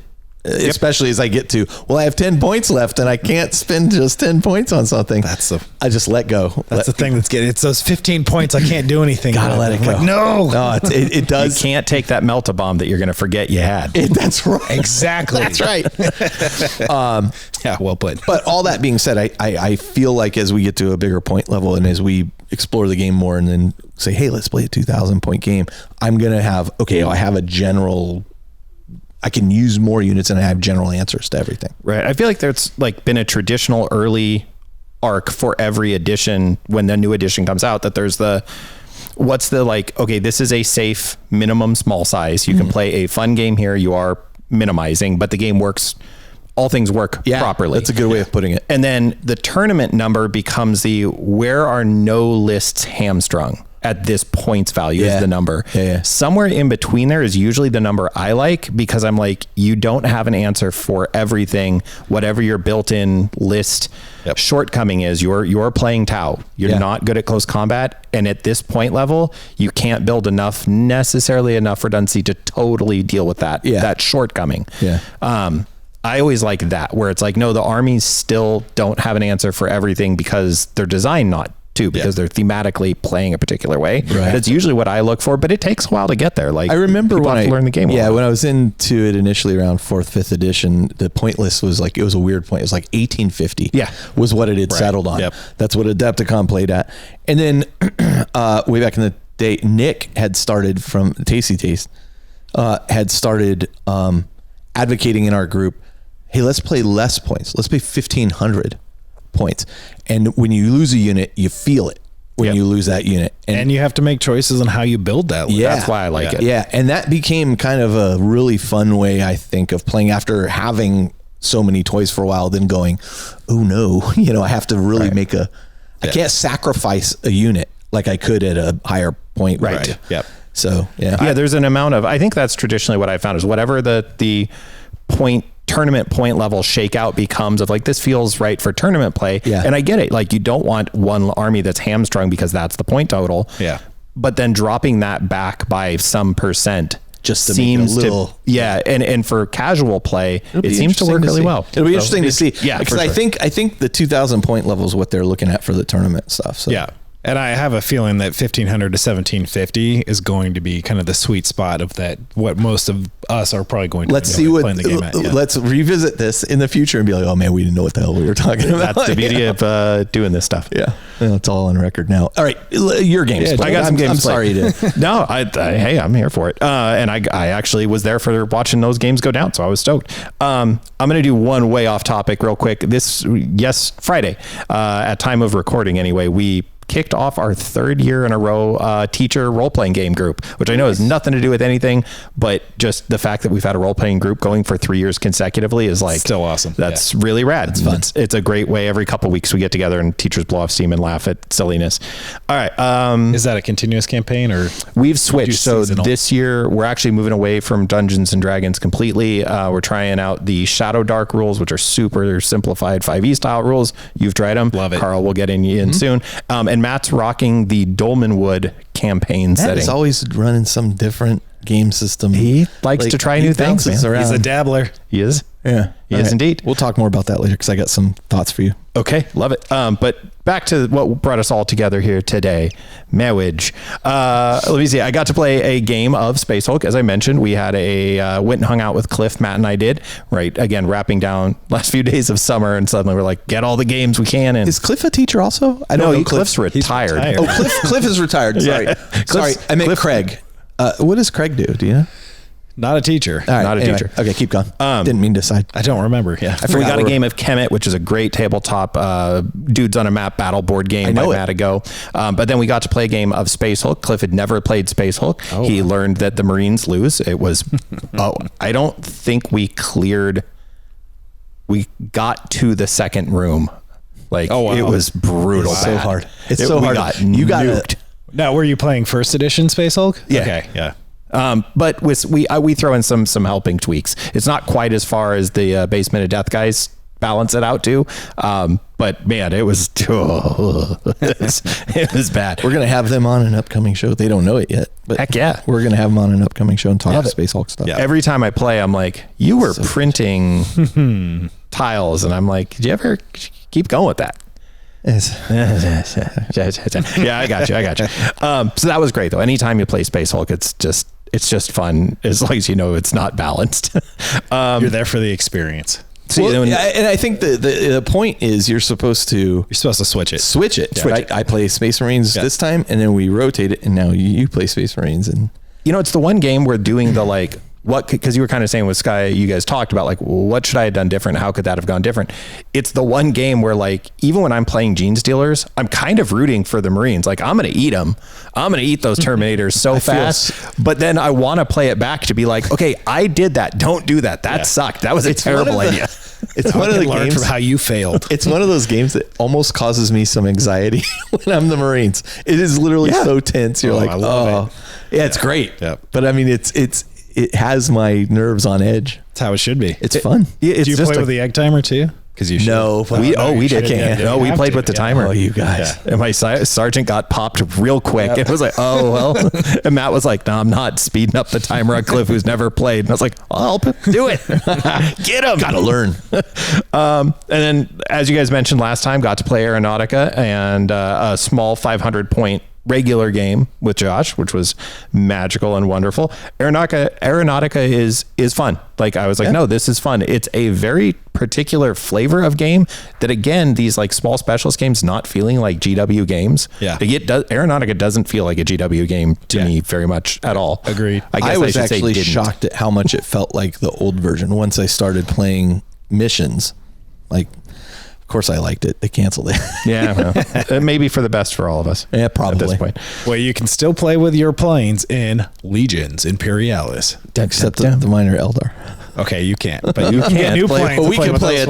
We can play. We can still play. Yeah. I'll still play with you. Game still exists. So I got to play a game up at Skies of Combat Patrol, which I hadn't proper played with Cliff. It was Cliff's very first 40K game ever. Oh, that's amazing. Yeah, Sky let him use his Leviathan perfect Combat Patrol. person for Combat Patrol. Exactly. Yeah. Space Marines, Combat Patrol, go. He sent me will send us pictures today of he bust out. He had some Marines from something else and did paint tests on them. So he's ready to go.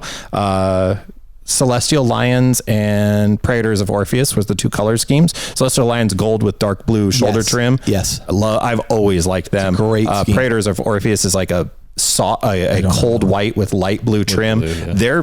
Their chapter badge is crazy complex. They're an Ultramarine successor. With the gold.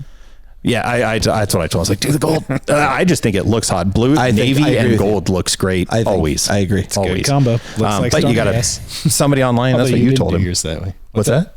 Stormcast. They were. Oh, yeah. Looks like Stormcast. Yeah, they do. But your Stormcast were not gold and blue. I did the other guys, the silvery guys. Yeah, so you did the scheme I was going to do. So I was like, I'm going to do this. And then you popped them out, and I'm like, oh, that was a scheme I was going to do.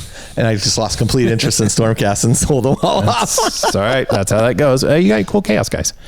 That's what I got a demon army for. So here's the deal. I'll be roughly the counterpoint to Combat Patrol. I can understand the point about wanting to play with all your toys. Yeah. Got it. Like I'm already going like, but I want to play my other Chaos Demons and I can only play Khorne. Got it. I'm like, that's fair. Like I totally get why somebody wouldn't want a Combat Patrol for that.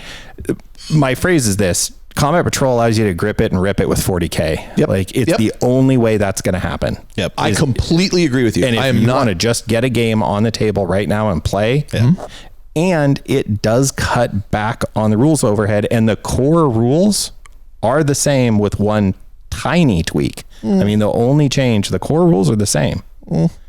Okay. They are. Yeah. They are. Mission rules, slightly different. Army rules, very different. Unit rules, very stats different. are identical. Abilities change slightly. Yeah, I haven't seen, Which, so I went and looked. to me, caused confusion. Sure. Yeah. Right. So I'll say I went and looked, and the only thing I found is Combat Patrol, you have fewer things to track. Yes. Not more. And somebody was telling me Agreed. like, oh, no, you have more to track. No, They're different. no. They're different. I'm like, no. They take Less things to from track. 40K and they remove stuff. Yep. Right. Because if you use the Chaos Khorne Demon points by, it's a massive force. It's like actually a lot of, but they cut a bunch of things away from the bloodletters that you get 2 units of. They cut a bunch of things. 100% agree with you. So it is also simplified. I could see not wanting to have that, but I'm like, it is a stepping stone to 40K, right? Right. I do not feel, for me, going forward as an experienced 40K player, albeit a new 10th edition player, learning 10th edition itself is well within my reach, as opposed to, well, let's play a distilled down version of your units and their abilities, which actually was going to lend it. Once I actually started playing, I'm like, wait a minute, I'm missing, it was, I didn't need that step, but I think it's a very important step for the hobby. I think it's a very important step for new players. I think it will get people into the game playing right away, and being able to try out different armies to say, oh yeah, I think, with a minimal investment, minimal in 40K is still substantial. Those boxes are also a really good value. Great value. You get a nice discount on those boxes. Yeah. so say hypothetically you decided you wanted to play Tau, Okay, hypothetically. which is a safe bet that that's a hypothetical. It was close. Anyway. So I think that would be the best spot to start. I agree with you. Yeah. That even as an experienced player, if you're going to play a new army, pick up a combat patrol box, see if you like it. I agree. Actually have that itch that you're thinking I might want to go this route. If it is so divergent from something else I'm playing, yes. Yeah. I completely agree. New players, new armies, and then just a bespoke event. Like maybe it's not for everybody, but if somebody just had a combat patrol event, which is what Saturday was originally going to be. You very well will see, I think, combat patrol events. I hope you do. I really do. I think that'll be fun. And that it is a different experience. Like it's still, it's 40K light. It's still 40K core, but a slightly lighter version of that. Yeah. It's diet 40K. Well, and I think that's an important point, and we're kind of going on here, but it's okay. I think that 40K as its own at the 500 point level doesn't quite work as well. Like it's just super swingy for absolutely. different forces. Yeah. And this is a way of saying, here's a smaller version that you can play. It's a little more balanced. Yeah. It's a little tuned towards each other, not just by army composition, but army composition and some of the rules we've made more appropriate for that scale. There's definitely a reason that they start lists at 1,000 points. Yeah. And I think that whole, and that just became very evident. Yeah, if you're going to play 1,000 points, you need to have that conversation. And now there's kicks in a bunch of ands. Yeah. Combat patrol goes, you don't have to do that. You just sit down and play. I think 2,000 points is going to be, like I said, and then like you said, a little bit down from there might make it. I don't know. We'll see. We'll see how it all plays see where it shakes out. Yeah, I really enjoyed it enough so that I am starting to dig out my Iron Warriors to be like, I want to learn what these guys do, and that's a great spot to start learning where they do. At the same time, like I said, like chomping at the bit to get out my Tzeentch and Slaanesh demons and go, what do these guys do? Which means I got to build a list if I want to do that, because they don't have combat patrols. That's right. Also, if you don't know, for folks listening, +1 to Hit is a YouTube channel, literally +1, and you can go on there and he's pre-formatted to download your combat patrol books. Like it's the stuff that's for free from GW. He's just formatted for easy print. Oh, is that what you had printed out? I saw it. Cliff printed it out for me, but I have the same thing for my unit cards for my Chaos Demons, because the cards weren't available when we did that day at Josh's. Yeah. And it literally was like little mini cut, 30-40 minutes of effort, and had all my stuff printed out. Very cool. Yeah, so I heavily recommend it. Like if you're going to go that route and you want a physical copy, because I like you, I like the book in hand. And go check out that YouTube channel. Easy print booklets, free. Nice to know. To know. You were going to add something, Josh? I was just curious. We're kicking this horse to death here, but like when you get to Sisters of Battle, when you get to painting that up and start playing, would you start Combat Patrol, or do you think you would skip over that and just go straight to a 1,000 point game? Boy, that's a really good question. That's why 500 point would get me playing a lot faster. Right. And realistically, I mean, with that gives you a list to build to, also with a set bespoke list for Combat Patrol. I'm just curious. That's actually a good point. I haven't played my demons both ways. They don't play different. there are units that have different rules, but the army played the same. I mean, the general feel of the army is the same, but like, for example, the regular Chaos Space Marine, like I looked at that list and I'm like, where's the Chaos Space Marine?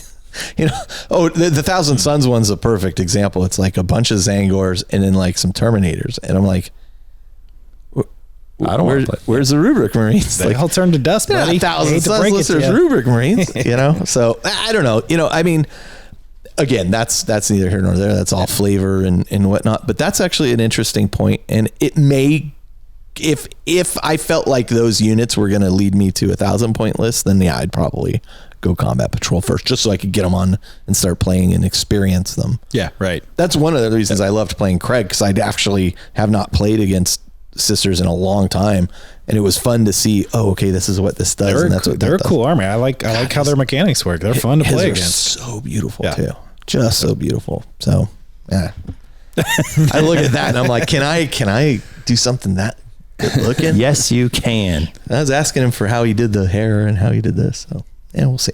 Anyway, you know what we should do? We should take a short break.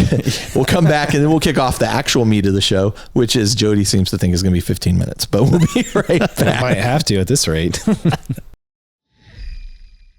All right, and we are back, and we're going to get into the meat of the show here, which is the Pinnacles of Plastic. 40K edition. 40K edition. So, again, this is really subjective on our part, but it's something that I thought was just kind of a fun exercise. It's science. I distilled it down to a mathematical calculation. Minor by grams of plastic. What we did do, though, was limit it to anything within the Warhammer 40K universe. So Titanicus would apply. So would Necromunda. However, no Forge World models. So... there you go. Plastic is what we were really focused on. Yeah. Pinnacles of plastic. Because, because everything would just be, I think a lot would be Forge World model options. There's a lot. And, it's a massive line, but again, it's one of those things that, can you pick your favorite song or can you pick your favorite movie? Like, it's very difficult to do. So we've distilled these down into, a few different categories. And the first one we're going to start with is your favorite infantry model. Now, later we'll talk about HQ model, and this could overlay too. So you could pick 2 HQs, whatever. It's really subjective, super up to us as to what was our favorite model. Yep. And so since Jody is not the regular anymore on the show, Jody's not regular. I'm irregular. Goofy. Jody, let's start with you. Okay. And what did you pick of all the choices, all the 40K plastic models? And we're going to be biased. Yeah. Oh, yeah. Jody, what did you pick as your favorite 40K infantry model? I'm realizing now mine has a theme across all selections. I just realized, and it wasn't intentional, but it is. All did that. Okay, I will say this was double. I don't know about double, but was extra hard when you take an edition off. And GW made some models during 9th. Yeah, a lot. There was stuff I'd never seen, I realized, and was like, oh, wow. I somehow completely missed that exists. And it's freaking neat. This isn't, because it's from the Sisters line. And I went the Arco-Flagellant kit. The new plastic Arco-Flagellants. Love that kit. Yeah. So this is their first time in plastic. They were in metal. And I think a couple different little showed up here and there's, and there was a metal and fine cast. The original that I ever remember of this was the single Arco-Flagellant from Inquisitor, 54 millimeter scale. Yeah, there was that one. That was the one. That's where I first fell. You were the only person that played that. I probably was, but it was a lot of Anthony fun. And that Chico crew way back in the day, there was a huge thing. Anyway, these guys, the Arco-Flagellants, are just iconic grimdark, Blanchitsu aesthetic. Mm-hmm. Also, when I used to play Fantasy Battle, and even still when I do any Imperial anything, my go-to kit was the Empire, when there was an Empire, Flagellants. Yeah. Yep. Because it was just bits. It was weird, zany, fantasy, grimdark bits. Mm-hmm. This kit is that in 40K. I need cool bits of clusters of tubing. This kit's got it. I need weird padlocks for guys. This kit's got it. I need weird like repressor style covered helmets. This kit's got it. Yeah. I need jacked out muscle bodied, with his stim injectors. This kit's got it. I need cool dynamic running. Like this kit's got it. Like it's a bits box of a kit. So this one, I'm like just on flexibility, even if you don't play this army, cause it's a bespoke sisters unit, the ability to just pilfer from it is so valuable. I use this unit in my sister's army and they are real effective. At least they used to be. They are, yeah. And I still bought a box of these plastics, even though I have no intention of updating my sister's army to the new stuff.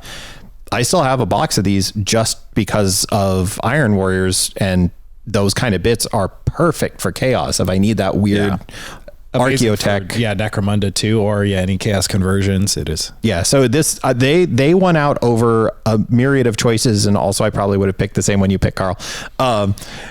But over a handful of other choices that were really tough to pass up on. And I did limit myself on this. I was like, no, I want to pick a unit box, like that.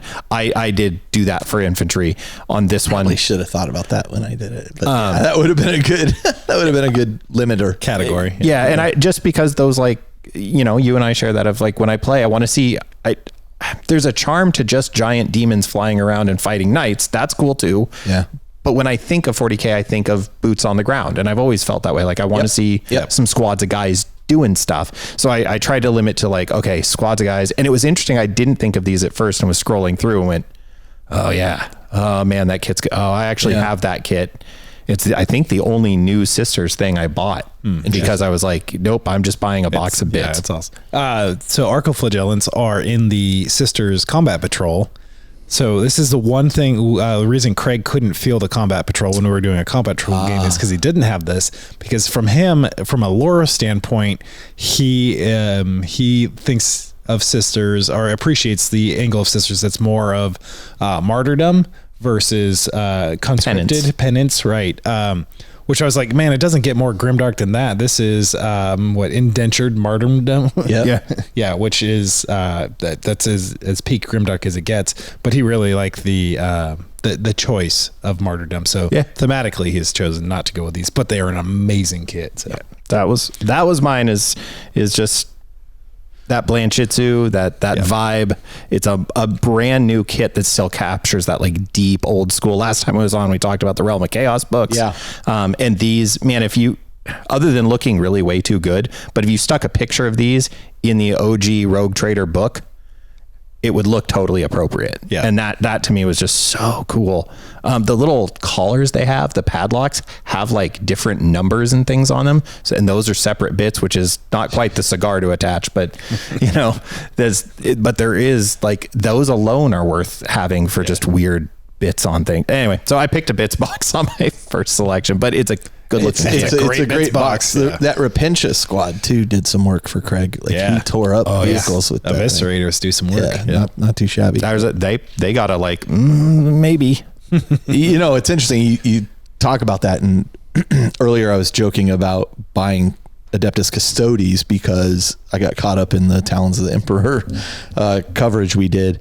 But Sisters are one of the reasons I own so many in plastic is because I had always said I love this army, and when it comes out in plastic, if it ever comes out in plastic, I'm going to buy it. And I made good on that word. Haven't played it yet, right. But man, the Sisters base box set is really good. That was I really thought that was what I was going to go, and I went and started looking at the Sisters line and was like, oh yeah, the base Battle Sisters. And then I saw this kit and was like, oh, that's it's just interesting. You tap that, and I didn't even consider the Sisters box set, and that's a really good one. Yeah, it's a really good one. Josh, what did you go with? I went with the tried and true Eversor Assassin. Cheater. Always love this model. It's amazing. Skull head, dynamic pose, muscle suit, the synth skin. It's got everything. Amazing needle pistol.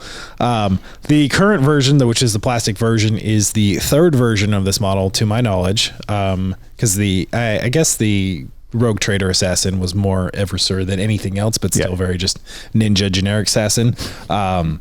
Where Space Ninjas. Yeah, I just hear Ice Cube or Vanilla Ice in my head. Go Ninja, go. Sorry. The Eversor ain't that, but the first one was. Nope. Yeah, the first one definitely was. So there was two metal versions before this, which were actually available simultaneously, which was interesting. That's right. Because there's the one with the guy with the sword holding the head, and then there's the other guy was just pistol and claw, which the Eversor has both options available for him. With new plastic model, took all those things, combined them into one. So now you have pistol, sword on the back, claw out there. Just amazing model. I've always loved the lore. I mean, look at our rare 40k materials cover, the Assassin's Code. It's like, so I've always appreciated the lore and aesthetics of the Assassins and gameplay. They're super fun too. One thing you asked us in the questions per choosing model is like, do you play this? Does this model hit the table very often? And for me, the answer is not very often, because mostly for lore reasons, like especially with my only Imperial army being Sharkadons. They're way out in the middle of nowhere. Right. There's no reason that there would be an assassin there. But in games we've played, like when I had my Salamanders army previously, I would have assassins for large games. Like if we did an apocalypse size game, like, yeah, there's a reason that this guy's here. He's going to go do his special mission.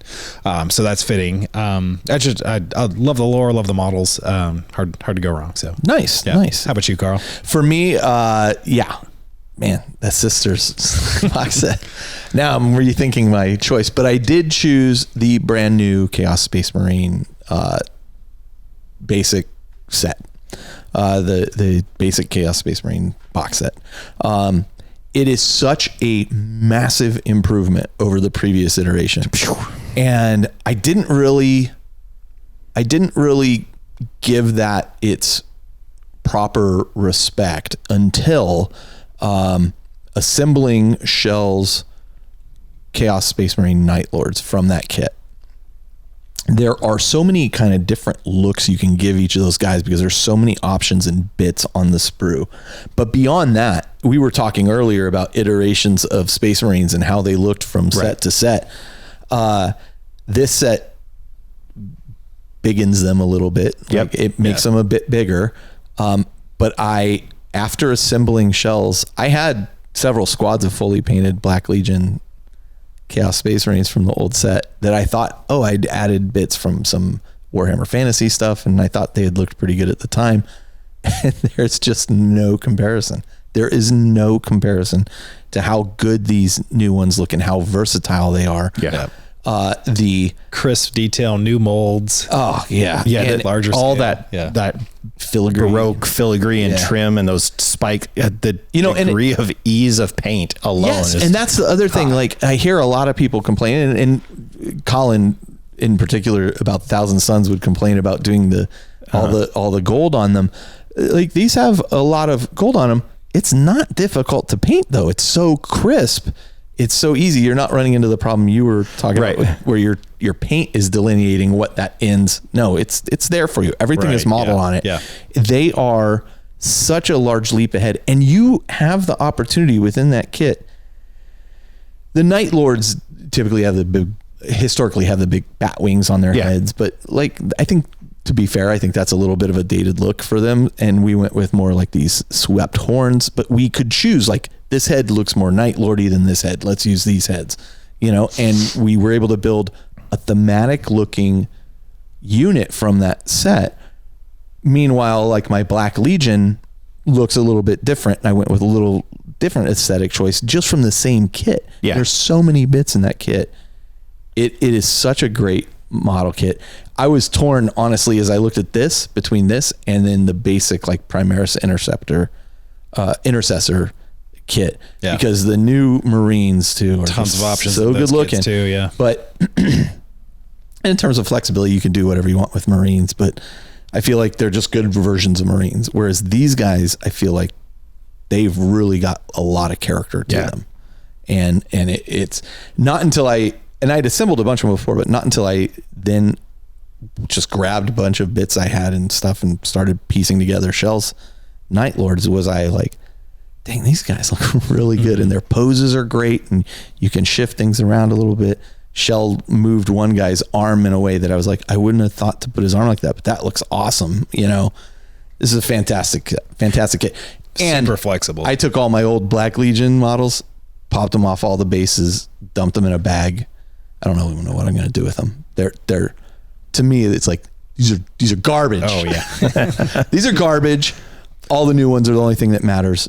Fortunately, the bases, Shell wanted the bases, so I was able to pop all of it. Here you go. You can have these bases. Yeah. When I started working on my Ironwares, I was really keyed up to use all of the Dark Vengeance Chaos Space Marines which were great. which are great. And they're like chosen and they're all corrupted and they're still great models. But then when I put them next to the new Chaos Marine kits, even the push fit ones, the new Chaos Marines got appropriately big upped because you have to now. And the detail, I was shocked to see that even on those really ornate old Dark Vengeance models, these guys held up really well. And I was like, it almost doesn't look appropriate for those old Dark Vengeance models, as cool looking and unique as they are. And I absolutely saw the same thing of like, well, you can really like, how do I want the horn helm to be? And like, I had the exact same experience of like, dang, amazing. Surprisingly able to give them personality, and like each one is his own little renegade, right? Like that's kind of the narrative. Yeah. And you can get that across. It's for a kit that doesn't have a ton of, like, there's a lot of bells and whistles, but they're not just extra stuff, right? If that makes sense. No, completely agree. Yeah. Completely agree. You can get character across without having to add 600 purity seals. So I'm super jazzed with them. Great kit. Super jazzed with them. So that was my choice. All right. So moving on to the next choice here. Category, I should say. We went with your favorite large model. And I said, no, this could be an HQ because see the HQ section, right? It can be an HQ. It could be a vehicle. It could be whatever's a large model for you.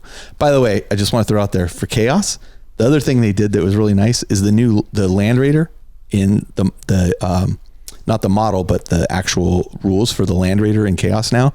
That vehicle holds 12 models instead of 10, which it used to before. So now they allow you to attach, I think they a HQ to the 5-man squad. Rhinos can now hold 12 models, so you can have an HQ in a I Rhino didn't even with a squad. notice Yeah, that. yeah. I didn't even notice that. Big deal. That is Yeah. a big deal because one of the things that used to frustrate me with my old Death Guard was I wanted Typhus along with 5 Terminators, but you could only do Typhus and 4 Terminators. Unless you got a Redeemer or a Crusader because they had higher capacity, Right, which you transport capacity didn't have right. as a Yeah. Chaos player. Yeah. So now I think because of the way they're allowing, I had a hard time not choosing Land Raider. By the way. I did not choose Land Raider, but I love Land Raiders, and but I was super excited to see that as an option for me. Yeah, because thematically I got some ideas. Nice. All right. So what did you actually choose? Okay, so let's go with me. Go big. We'll go with me since I didn't choose the Land Raider, the Chaos Land Raider, or it would have been honestly Land Raider Crusader. But I chose the Lord of Change / Karos Fate Weaver kit. Amazing kit. So good. Oh my God. What an improvement. Yeah. Now the Fate Weaver model, I loved the old Fate Weaver model until the new one came out. Yes. And then you were like, oh my God, this is a true demon. A little bit of a scale change. This is a true chaos demon. Like the scale change is massive. 4 times the size. The old Lord of Change, no confusing it. for me, was super goofy looking. That super long neck sticking out there. Yeah, Like, and it had a place. It was what they could do at the time, but what they did with this model is so detailed, and the pose is amazing. On the table, it's an imposing looking figure. Yeah, absolutely. It is, and I'm not a bird guy. Like I'm not into birds, right? But That's a good looking bird. But this is a good looking bird. Karos himself with the 2 heads. I've always thought he's a fascinating character too. Yeah. With a great lore and man, is he realized on the table.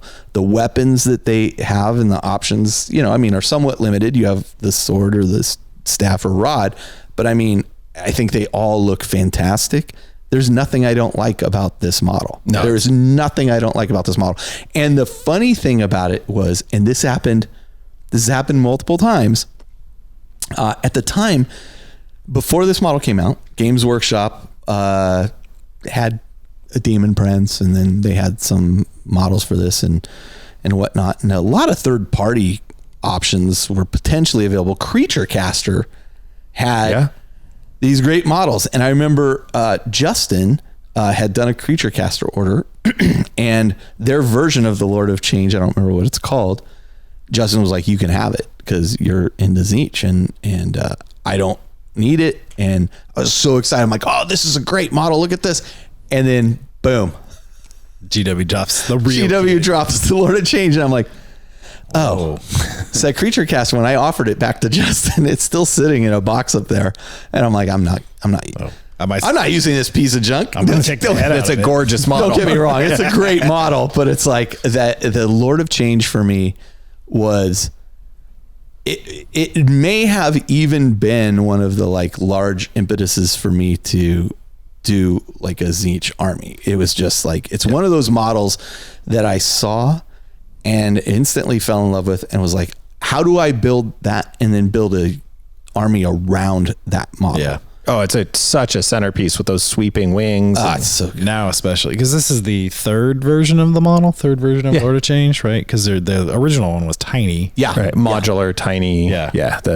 And the previous one that was around since, I think, second edition, that metal one, that previous with the super long neck sticking out, the staff. But then, this one is a world of difference. Just like they took it to a whole new level with these new demon. Like it started with, I don't remember if it started with the Bloodthirster, right? Yeah. The Bloodthirster came out, and I was like, oh, everybody's like, look at that Bloodthirster, that's amazing. And I kept going, I really want to see what they do with the Lord of Change. And then that thing came out, and even the Slanesh one, like they came out with the demons for each of these things, and every single one has been fantastic. But for me, Lord of Change just blew my mind. I think the maybe best thing I can say about this is after building, because it's not a small model and there's a lot of detail. So after building it and painting it, immediately wanted to do a second one.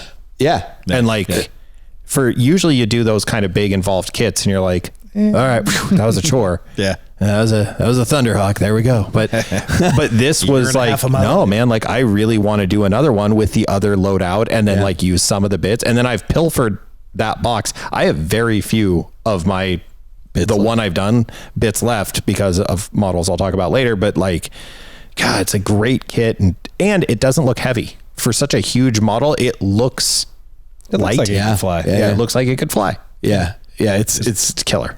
It's just, and I diverting a little bit, like I've used this army in Age of Sigmar at least once.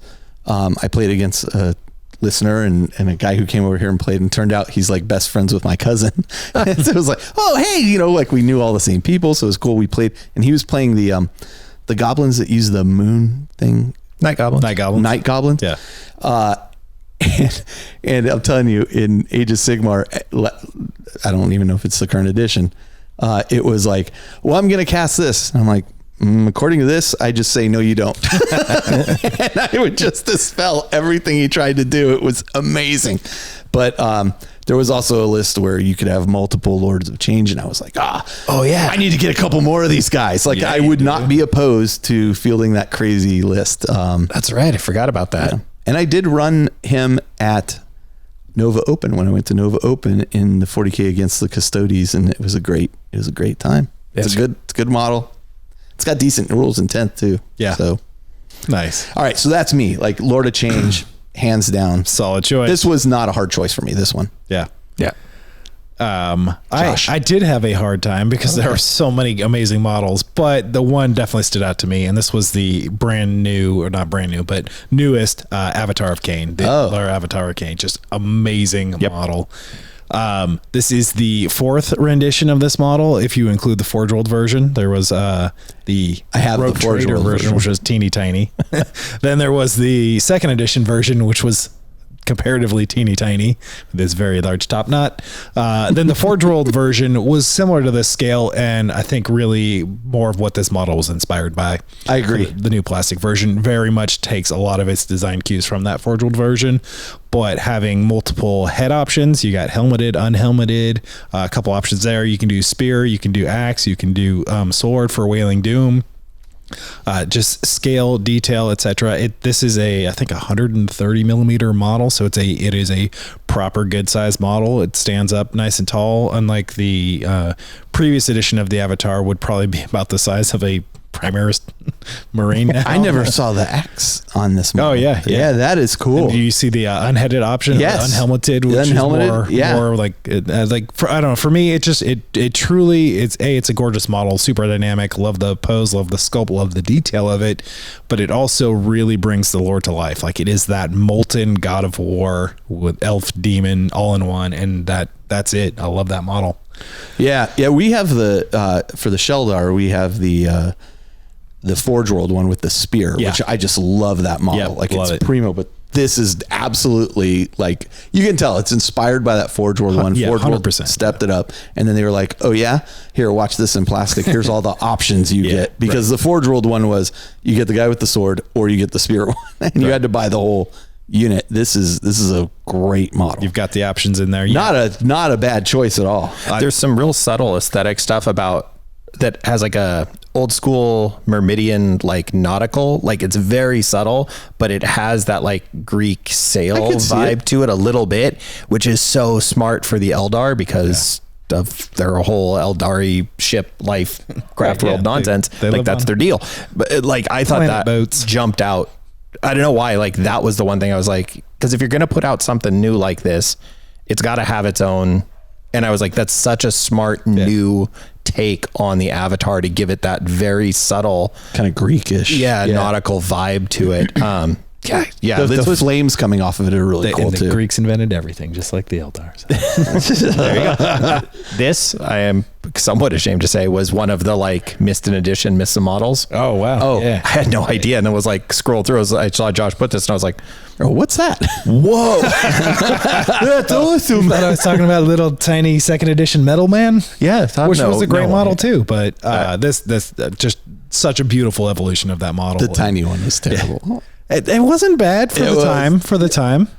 Okay. I have to. The 90s you was have to the quantify it with the time. But so in answering the question, I don't yet have this in my army because I don't have a current Eldar army, but I absolutely do intend to start one for 10th edition, and there will 100% be an Avatar. Nice. Yeah. Nice. Always fun to kill an Avatar. Yeah, absolutely. All right, Jody.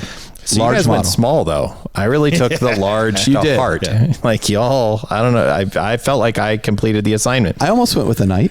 Okay. I mean, he's this is still, you're not there yet with a knight. So you asked earlier Plastic if I had any what's that? Only this big. Oh, right. Plastic Thunderhawk is only about 3 inches. There we go. So you asked if I had any regrets. This was the one thing when I sold my arcs that it was hard. Like packing it up was like, man, that's tough to let it go. So I'm going to go with the Stampa kit. Yeah. The Orc Stampa. It's a good one. The reason I picked it, other than it's just a really neat model. I mean, it is a really stylish ceramic pot turned upside down. Really blinged out ceramic potting plant. But when this came out, somewhere roughly around the time the Baneblade kit got put out, this completely redefined what was possible from GW Plastics. Yeah. Like that we could play 40K games at this scale. And it was a long time before we saw those knights and those greater demons. It was a long while of the Stampa and Baneblades being these huge kits before we saw other similarly scaled models. So I think the Baneblade came out during the first Apocalypse. That feels right. Yeah. And I think the Stampa was somewhere right in there. Yep. Funny enough, I couldn't help put in here. It's actually kind of a good deal for the size of model it is. Its current retail is $140. Considering that the Avatar that he just lists is 110, that's not a bad deal. A knight, the base knight's 170. Yeah. Getting a lot more plastic. Interesting.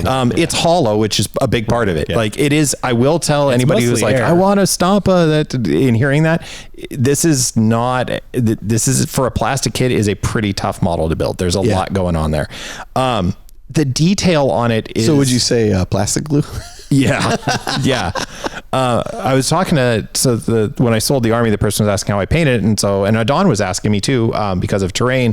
For weathering, I'm a big proponent and have been for years of you can make with water-based wood stain, you can make huge vats of wash. Yeah. I literally made a bucket of wash and dunked mine in a bucket. That's funny. To weather it, my Stampa. So, and then just jarred up the wash afterwards and had just jars of wash for years. That's funny. The other crazy thing about this kit is it's surprisingly customizable. Usually these really, really big kits are tough to customize. The Stompa, because of the ramshackle nature of orcs, and if you're a diehard orc player, you probably like converting stuff, and you probably have bought some plastic card. Man, this kit takes to it surprisingly well. eBay Miniature Rescue on YouTube just did a second one. Man, the first one is a thing to behold. I love watching his videos. Yeah. Did you see the first Stomp video where the guy had done the chest opening up with a chest full of guns? No. But the guns were receipt tape rolls, and it's just a pile of receipt. And he saves it, and it's a beautiful model when he's done. And then this second one's kind of an homage to that, actually. It's pretty amazing. But it's a testament to how convertible, with some know-how and skill, but it's not like resculpting an organic shape, you know? No, I get you. Like changing the pose even on a knight is pretty onerous. Like a 40K scale knight, there's a lot that goes into that because you have fixed pivot joints. I always feel like the pose on this thing is really, I mean, there's no pose. It's a pot. No, the feet are like Mr. Potato Head feet. Yep. It's kind of like, oh, left one up, or you know. But it's so well, you can in add character. to it. Like you can absolutely add a shoulder platform with a dude with a gun and a giant rocket. And once upon a time, Forge World had stuff that you could drop in on them. So did they? There were alternate heads. There was a gut cannon. Gut buster cannon. Man. There was the belly blasted. I didn't realize. So it was just like an add-on that you could have had. And I won't, at the height of us doing really large scale event games, because there was a time when in our group we were doing a lot of big, I was very tempted to get a second one. It was very tempted. And do you get to use it a lot? No, because of what it is. You're not using it all the time. Those of you who have Warhound Titans and you know, Reaver Titans, you're probably not busting them out every weekend. But man, when you do, it's so fun. So parts of you asked about regret, the letting go of my Stompa was tough. That one was buy one just to paint it and display it?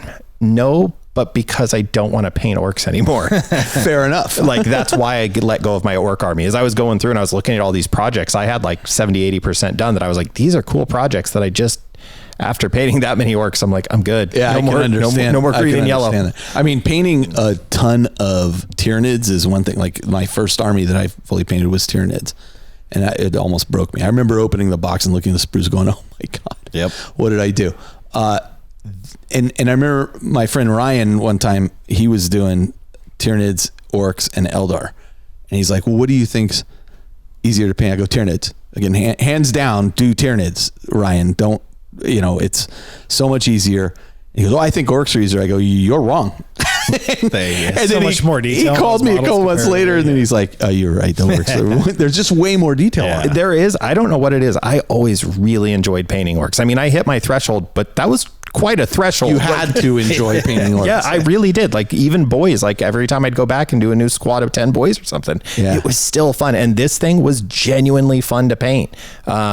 It was not fun to build because you're like, you lean the sides together and glue the big main torso is individual plates, and you kind of place them on the base plate and then lean them into each other. Like you're building a deck of cards. It's the Necron pyramid. Yeah.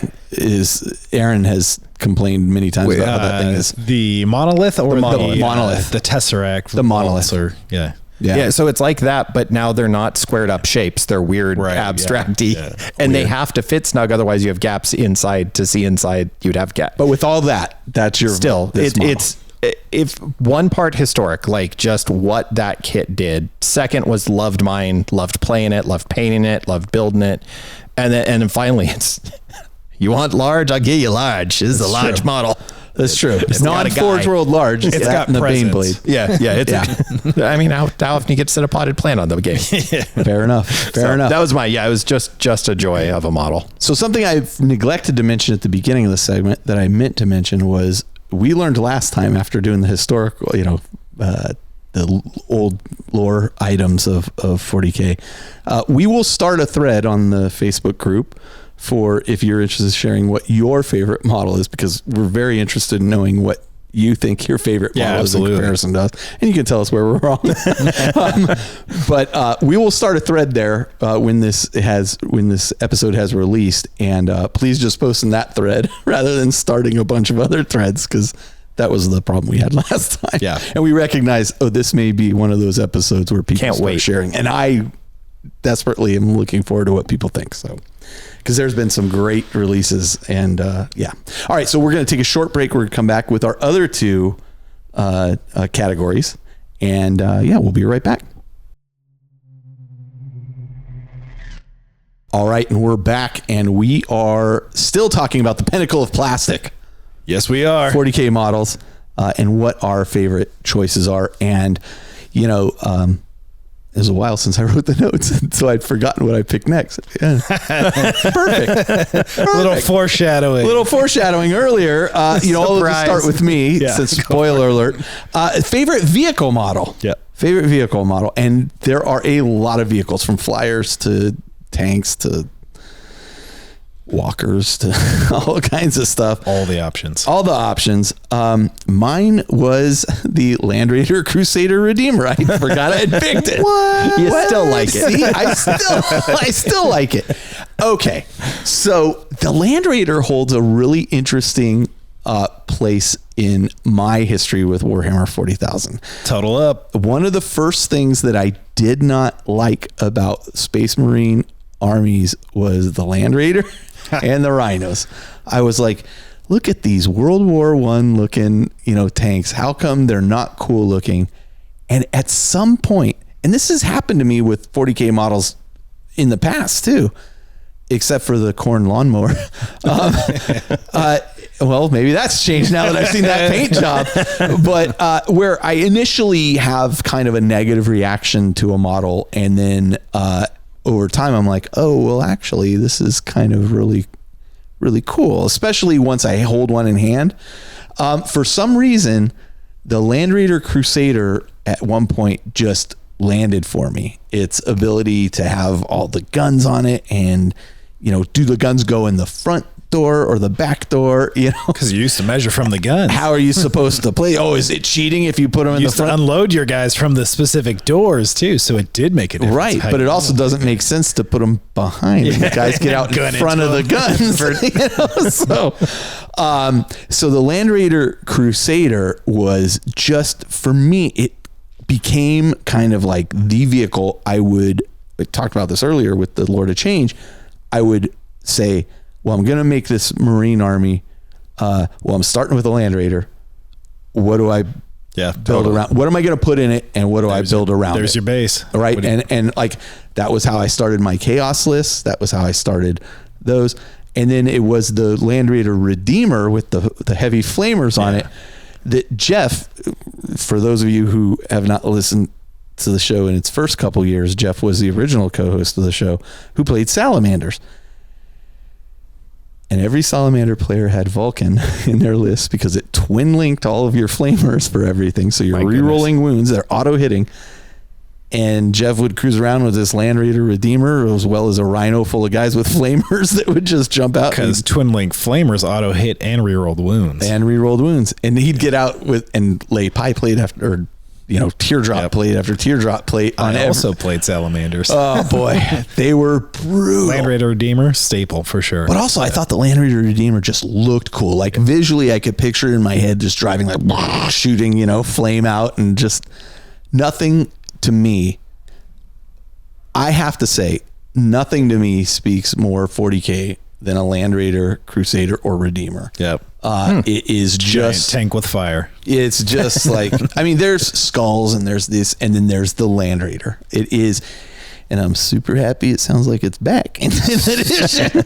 Because you may not know this, but I own a lot of Land Raiders and a lot of Forge World variant Land Raiders, which unfortunately I'll just use as Land Raiders. Next game, 1,500 points. Bring a Land Raider. I'm doing it. Yep. I almost put it in the 1,000 point. I mean, that's a fair choice. With the Repulsor being out, and obviously not your choice for vehicle, but that is kind of the more futuristic tank of a Land Raider. Yeah. But how does that compare for you? Yeah. You didn't choose it, so I know. No, I didn't. And for me, it's one, the anti-grav technology, like I feel like belongs to the Eldar more, but now the Imperium's clearly advancing and moving into it. I have to say, initially I was kind of, and here it is. Initially I was like, meh, I don't know. I still like a Land Raider.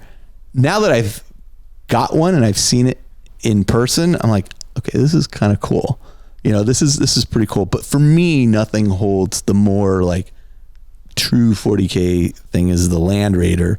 I will be sad if they retire Land Raiders. Like, you know, they've begun retiring some units. If they retire Land Raiders for me, and this is obviously the newer edition of the Land Raider I'm speaking of, not the original that had the huge, you know, tank tread all around them that they brought back for Horus Heresy. Was it the Proteus? Yeah. I don't know. Yeah, but I think that's what it's called. I like those ones. I do not like those ones. Still don't like those ones. Never liked those ones. For me, it does not that's work. Nostalgic for me. And I know old Epic and old editions of 40K. But yeah, and I know some people love it, right? That's fine. For me, there's very few models I do not like, and I can actively say no, do not like it. That is one, and the Corn Lawnmower is one. I would rather go bigger than a Land Raider and go with the Forge World. Mastodon? No, not the Mastodon. What's the Space Marine one? The Spartan. Spartan Assault Tank. Yeah, the Spartan Assault Tank. I freaking love the Spartan Assault Tank. Yeah, but we're not talking an upscaled Land Raider. We're not. Well, I wonder why I love it, right?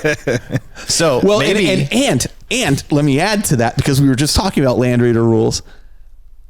With my Black Legion list, I have a Spartan Assault Tank because I was like, well, I can't fit a HQ and Terminator armor and 5 Terminators in a Land Raider, so I guess I have to go with Spartan Assault Tank. So. Problem solved. Yep. 10th edition has solved my problem. Got it in a Land Raider now. Got a Land Raider. So what if they just, upscaled for Chaos, upscaled and made a bespoke Chaos Land Raider that was a little bit scaled up to match the scale increase? Yeah. But, I'm just putting positive in the universe for you, buddy. I love it. I love it. Yes, please. Yeah. No, I'd buy If they upscale Land Raiders in general, yeah. Yep. It's on my mind because Cliff was saying it was the first time when we played. It was the first time he'd ever seen a rhino in person. And he was like, it's so small. tiny. Yeah. We're like, yeah.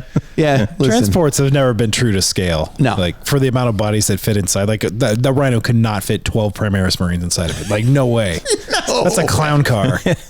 The one sitting They take their armor off and you stack them like cord of wood. The one sitting in front of Games Workshop headquarters, if you go look at the Space Marine, you're like, yeah, no way. Yeah, no. He can't fit in One can't fit in there, let alone 12. You could stack them like cordwood. Yeah, exactly. But anyway, Land Raider for me, especially the Crusader, and I got super into it during Apocalypse. That was when I started really buying them, because you could buy like 3 Vindicators, and like you get a box with like 2 Land Raiders. Did you ever do a Land Raider Spearhead game that was like, you know what, multi Land Raiders? Yeah, did. And we did an episode. Those Spearhead rules came out in 5th edition, I believe. Yeah, and I think they were originally in White Dwarf or something, and people were all upset about why are they doing this. And then Lars and I played a game of Spearhead. It was great. Yeah, it was great. It was so much fun. And I actually brought out I swear to God, I'm getting old. Some guy that filled out our form to join the forums was like, I sent that one to you. That's the one. Yeah. It's like, I was like, I'm sorry, Carl, I had to send this to you. Who are the people on the show? Is one of the questions. Is like, I don't know, the old guy. I'm like, he's not talking about Josh. No, he's talking about Adon. That's right. That's yes. But the Bane Blade. That was the first time I got to use a Bane Blade, and boy, that thing was a beast on the table. Always was. Spearhead was awesome fun. All right. Anyway, that's me. Okay. I'm going to interrupt now. No, fine. So the Land Raider, I'm wondering if we were talking earlier about the Avatar, and like the 90s Avatar is tiny and has a very large top knot and is kind of funny looking.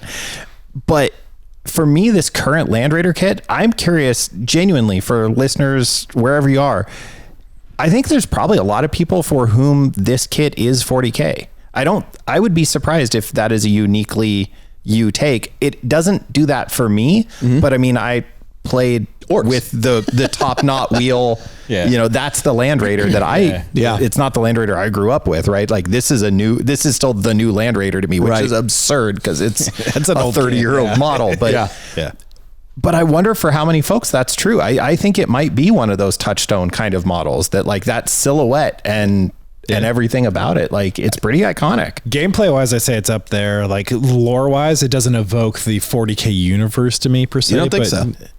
It does because it's been there for so long, but it's the only tank I can be like, I know this story about this tank. Yeah. And there's Land Raider stories. I'm like, I know this story about this. I know Ark and Land. I've read that. I love the cross-section poster that they had. It's awesome. Yep. Huh. Anyway, that was so Not listeners, a if you're out lot there, of people know this, and the reason you can fit so many Marines in is because when you go in the door, they actually pass through the warp and it shrinks them. it's a TARDIS. All right, moving on. Let's go with Jody. Okay. I don't know if this makes the cut. This was, I'm just meat fisting this thing in here. I'm going to go a little bit older model. Also, the Soul Grinder is going to be my vehicle of choice. Yeah. I don't even know that they're a vehicle anymore. They were once, so I'm going to lean on that.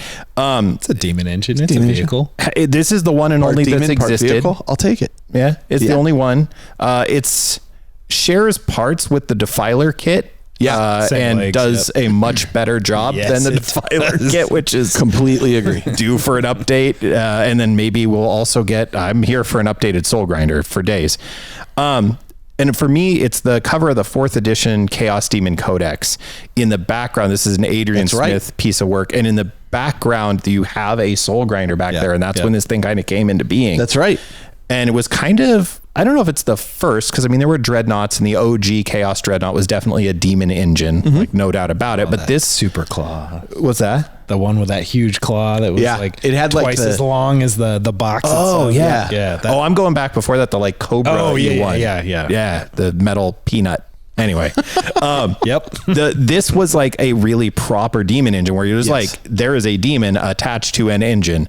Yes. As opposed to an engine that has a demon inside of it. This was part demon, part engine. Right. Yeah. And definitely shows its age in its assembly. The armor plates, the blades like leave gaps, and that's a pretty fiddly fix to make that. They also have some issues with sharpness of detail on the filigree on those that you are required to fill in yourself. Yep. The musculature on the torso of this demon is pretty soft. Like there's torn flesh, but there's also spots where it's the torn flesh and the armor plates that are kind of fused together. I think are ambiguous in a good way. Like there's spots where it's like it gives you the choice of what's metal, what's flesh, and that's a great thing to do. And over the years, we've seen a number of these. I have mine. Somebody recently just posted on the Facebook group. I say recently, in the last year, that they did a conversion of one to each god with the advent of the new upsized plastic greater demons. That is a marriage made in heaven to take greater demon bits, and that's what I did. Just took greater demons bits and smashed them onto Soul Grinders. They're still around in the rules. I was thrilled to see that in 10th they still have a demon data card. Like you can play Soul Grinders in your demon army. I used one in place of the Defiler for my Khorne berserkers, for my world leaders. Such a better model. I mean, that is, and that's exactly. I was like, look, this is a Defiler. I just use this model. It was you have a problem with that. Staple of my demon army back in 5th, 6th edition when I was playing demons all the time. So now to the question of, and why this one finally got the like, so why this model of all the amazing vehicle models that are out there, and there's some really cool stuff. The Orc Fighter Bomber was a hard. That's a good one. Oh man, those kits are so good, so good. that was on my that was short like, list. Okay, I'm not going to do it. I can't do 2 orcs. But the Soul Grinder, my why is because I play the bejesus out of this thing. This kit, I have put these down as often as I can. They add something really valuable just tactically to a demon army, which is durability and long range fire. They look great all through 8th. I mean, I fielded these things once I started converting them, any chance I got, they were on the table. So that was actually why ultimately I gave these guys the nod for my favorite vehicle. Was not so much the model's amazing, is it a tactical role is filled, and also again a little bit of a historical nod of this like demon engines. And I mean, gosh, if you look at the current lineup of demon engines, the big spider thing and the Hellbrute, the single part Hellbrute is still a gorgeous model. I mean, it's not kitted out wonderfully, but it's a great looking model. The Mauler Fiends are great looking model. And this was the OG. So yeah, for all those reasons, I went with the Soul Grinder. Also, here's the theme. Take a Soul Grinder, take a box of flagellants, put some super glue in there, shake it up. Chaos. Magic. Perfect chaos. Sorcery. It would work so well. There's the one shoulder with the gear is kind of janky. Yeah. So just gum it up with tubes. Yep. Just to fill it with tubes. Also super grimdark. Like this model screams chaos grimdark. Like this is to me is like, what is chaos, Space Marine chaos? Yeah. This thing is what it looks The like. demon hell forges of like Khorne's lair, like that. I think this model holds up still. Surprisingly. Yeah. So when I did my conversions, I swapped out on the Tzeentch and Khorne one. I used greater demon heads. For the Slaanesh one, I just left the head on because I was like, nope, it's pretty. It Yeah, looks it's like a pretty horse good. already. Yeah, and added a tongue to it so that it would There you go. look like a steed or a fiend kind ostensibly. But yeah, also a little bit here of putting out in the universe of GW, if you want to, whenever it is, 3 years from now when you Since finally come back to demons. Since you canned the Plague Hulk from Forge World. Since what? Remember the Forge World, there was the add-on Plague Hulk. Yeah, I have one. Do you? It's because I haven't done my So good. Nurgle demon contingent. That's what you have. I tracked one down on eBay and I've got one because I was like, looks so cool. It's not going to be better. The funny is it will be smaller, like substantially smaller than my other ones, which I'm like, that's interesting. It'll be kind of funny. And it's like, I think it's a great choice. I think it's a choice I didn't see coming, but it makes a lot of sense. Makes a lot of sense. What about you, Josh? I went with the opposite of a Soul Grinder with the Eldar Night Spinner. Yep. So this takes everything we love Soul Gems in about it? the Falcon, which was the original of the Skimmers. kit. Falcon, and then we had the Wave Serpent, the Fire Prism, Yeah.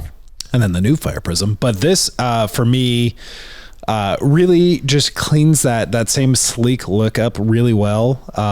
We're having the Night Spinner on there. The turrets on top, aesthetically, it keeps it sleek, it keeps it stylish, it makes it look fast, it looks brutal. I love the shape of those guns. They're very reminiscent of the Warp Spider kind of cannons on top of a tank, but also just the shape of the tank. If you look at it at a profile, for me, it's like it's the golden ratio. Like it's perfect. Good call. Yeah. While you were talking about it, I was like, man, all those kits, the silhouette of that Falcon chassis is so iconic. good. Yeah. Iconic. Which, and like, I mean, I guess I'm going with the Eldar theme for models, which surprise. I love the Eldar aesthetic. pretty Like, it's hard to freaking go models. wrong with. But just watching that kit evolve through that original Falcon base, which came out in second edition, and was actually a pain in the ass to assemble. But as they've updated and expanded and redone things, revisited and just added on to that, like this one for me is just kind of the big. It's the most recent chassis of that Falcon platform, but it's just it's a gorgeous tank. That platform is for the Eldar what the Rhino platform is for the Space Marines. Yeah, 100%. Of all those choices, my favorite is actually the Wave Serpent. And I haven't assembled any of these in a long time, but I remember the Wave Serpent actually has like an extended compartment because it's a troop carrier. But I think all the profiles look fantastic. Yep. And I agree with you too, as you're talking about this profile in general. I'm actually not a fan of the Night Spinner guns, the ones on top. Like for me, they don't do it. The Fire Prism, like the old one was so difficult to work with. It was because it was okay. It was a mix. It was metal, metal and plastic. The thing, on top of that, it made it off balance on one side. Aesthetically, I actually like that one better than you like that better than the new one. Fire Prism cannon. I like the long one better. Me too. Yeah, but I mean, all of these fundamentally have the same chassis as you just mentioned, and that chassis for me is almost one of the best things about the Eldar, like it visually for me. Yeah. As I looked at various armies and what I was going to play, some aspects of the Tau interested me. I'm sure I dodged that bullet big time. Like Jason, who actually ended up doing Tau when we were trying to decide. I think I've told this story before, but like we were all trying to decide, well, what are we going to play? And I was still thinking about it. He's like, well, I'm doing Tau. And I'm like, I was really leaning towards the Tau. And then when he started playing, I'm like, I'm really glad I did not choose this army. Like this, I do not like the way it plays at all. But as I looked at Eldar, I was like, man, I really like their vehicles. Like their vehicles are really cool, but Lars was already playing Eldar. So as old as those kits are, they don't show it. Oh no. Oh, yeah. In fact, for kits that hold up over a span of time, this chassis, you don't have to redesign this. Do not read it. If you need to make a new mold to...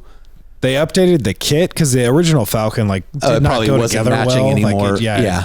And this was even back in second edition. Like my first Eldar army was in second edition, and that kit back then, when it was a new mold, did not go together that well. Yeah, it's the exact same design, but a new mold of that. Yeah, and those molds tend to wear out after time, and then and that was 30 years ago. You do not need to re-envision this. Correct. Like just sell more aesthetically dead on. It's just keep that mold crisp. And what's really interesting, I mean, just to divert to Eldar talk a little bit for a second, is when we did our show of force about the Eldar, I was so shocked at the original lore for the Eldar and how it was written, and it stayed the same. Like it's like one of those things where I'm like, they threw a dart at a dartboard and they nailed the bullseye 30 years ago, and the dart has just stayed right there. There's no need to move it. Didn't need to change it. No. I mean, there's one we talked just to pull back the curtain a little about who's the designer on what. Yeah. If it's Eldar, it's just Goodwin. Yeah. And I mean, you can see it in that talk about the silhouette and this model's kept up, and the whole paths thing. Like if you get the Gothic and the Eldritch sketchbook, is like, you can see where he lays out, there's pathways, and each one's kind of focused on, it's so good. It's just such a clear vision of that's what this is. And that model is a great embodiment of so many of it. Really is some of the best, so many of those second edition models are still in the line. Yeah. Unfortunately though, they still hold up though. I'm excited for the new plastics. Don't get me wrong, but they still hold up. But it is some really top quality science fiction, science/fantasy writing for this race in particular. Absolutely. That I think is just phenomenal. They've managed to go, it's space elves, and it still is interesting and engaging. Super unique. Yeah. Yeah. And that's, back in the day, it was space orcs and space elves and space dwarves. And there's a reason none of that stuck. And yet the Eldar immediately became the Eldar, and it stopped being space elves very quickly. Yep. You know what? As I look at this model, the Night Spinner, you're loving the guns now. It's gonna be one of those things where I'm like, I don't like it, and then as I look at it more, and maybe I get one for Shell's army, which is becoming my army apparently. Go to the 360 view, look at it profile. Dude, as soon as you said it, I was like, oh my God, you're right. It is Voop. All right, maybe perfect. Maybe I. Now I'm like, there's an army converted. I don't want to play them, but I've always wanted to paint an Eldar army. There's so much you can do with this particular model, and the way the wings, for lack of a better term, they're just such a great flat surface that you could, especially if you're good at freehand, if there's something you wanted to do. I've always wanted to do with Greek style and sandstone and gold. And muted tones, and it's up here. I got a lot of things up there. I don't want to. Some of them 40K related too. This bats dust and cobwebs and some paint schemes. I think it's a great choice. Yeah, I think it's a great choice, and it's growing on me already. Son of a gun. Son of a gun. That's the most Nelson laugh. All right, we did vehicle, and then some. We talked a little bit about Eldar. This is a big one. Favorite HQ model. And this is a real tough. This was the impossible choice. Hard. This one was so hard for me. And what's interesting is I see your choices here. I actually went through those too. But I'll go ahead and go first. My favorite is the new Araman model. And love it. And the shocked look on Jody's face. What? I struggled between this. I looked at the new Abaddon model, which is fantastic. Incredible. It really is. I looked at just the plastic Eldar Farseer, which is just such a great, simple model with so much character that you can just do so much with. I looked at Robute Gilliman, which I'm okay on. You know, he's an okay model. I got a huge statue of him over there. The statue's the way to go. Yeah. I looked at the new Lion model, which is one of the best models I think Games Workshop's put out in a long time. But for me, Ahriman, the new one, is such a great model. Yep. And here's why. The old one was terrible. The old one was my terrible. favorite character. I really did not like the old one. And God, I love the Thousand Suns, but you know, I could not. And then the 30K Ahriman came out, and I was like, yes, I'll use the 30K Ahriman instead. And I have like 3 or 4 of them floating around. Yeah. I used piece of him to help Shell's Sorcerer. It was cool. That was the direction I was going to go. And then they came out with this model. Yep. And whether you have them on a disc or not on a disc, with that disc, option. It's amazing. Yep. Yeah. He is so awesome. There is a comic called Damon Fugue, which came out a long time ago. I have the color version of it that they reprinted. Ahriman is in that at one point and towards the end. That's right. And the version they had of him really cemented for me, like, oh, this is an awesome Darth Vader-ish bad guy. But so, I mean, look, clearly this is heavily weighed by my personal, you know, approach. And I loved John French's books on Ahriman. I love the character himself, but this model is just so dynamic and so good. And I love his hand that's like summoning some kind of arcane force. Incredibly iconic. You know, he has his staff is just awesome. Like everything on this model is so good. It is. I am torn when I play Thousand Suns to not put him in my Thousand Suns list. And that's for multiple reasons. One, because I just don't want to continually just use the same guy over and over again. 2, because if he ever dies, I get really upset. and I take it personally. I tend to lose a lot. That's why he always teleports back up to his battle barge. You're gonna have your book of grudges. Josh killed Ahriman again. But every time I put him on the table, I'm always like super excited to see him on the table. It's just such a beautiful model. It's so dynamic, and it was fun to assemble. It is one of the best of the Chaos heroes they have put out. Absolutely. Yep. So yeah, that era of when they were doing the discs, and then that's when I feel like they really got down the kind of dynamic, like magic action. Yeah. Like and I don't know if any of them since are as good as Ahriman, but like that, God, just looks so good. Yeah. But that whole era of Zine stuff was they really prime. distilled So kind of good. the essence of magic and sorcery, and he stands out from the other, again, drawing a blank, the other major sorcerers that you can have on discs. because there's the Cabal of Sorcerer unit, right? Yeah. Which those are all great models too. They're fantastic. Yeah. You have a lot of ways to convert them, and even that come within the kit, a lot of options. And I've got 4 or 5 of them, you know, but he always stands above them. Like his helmet looks so cool.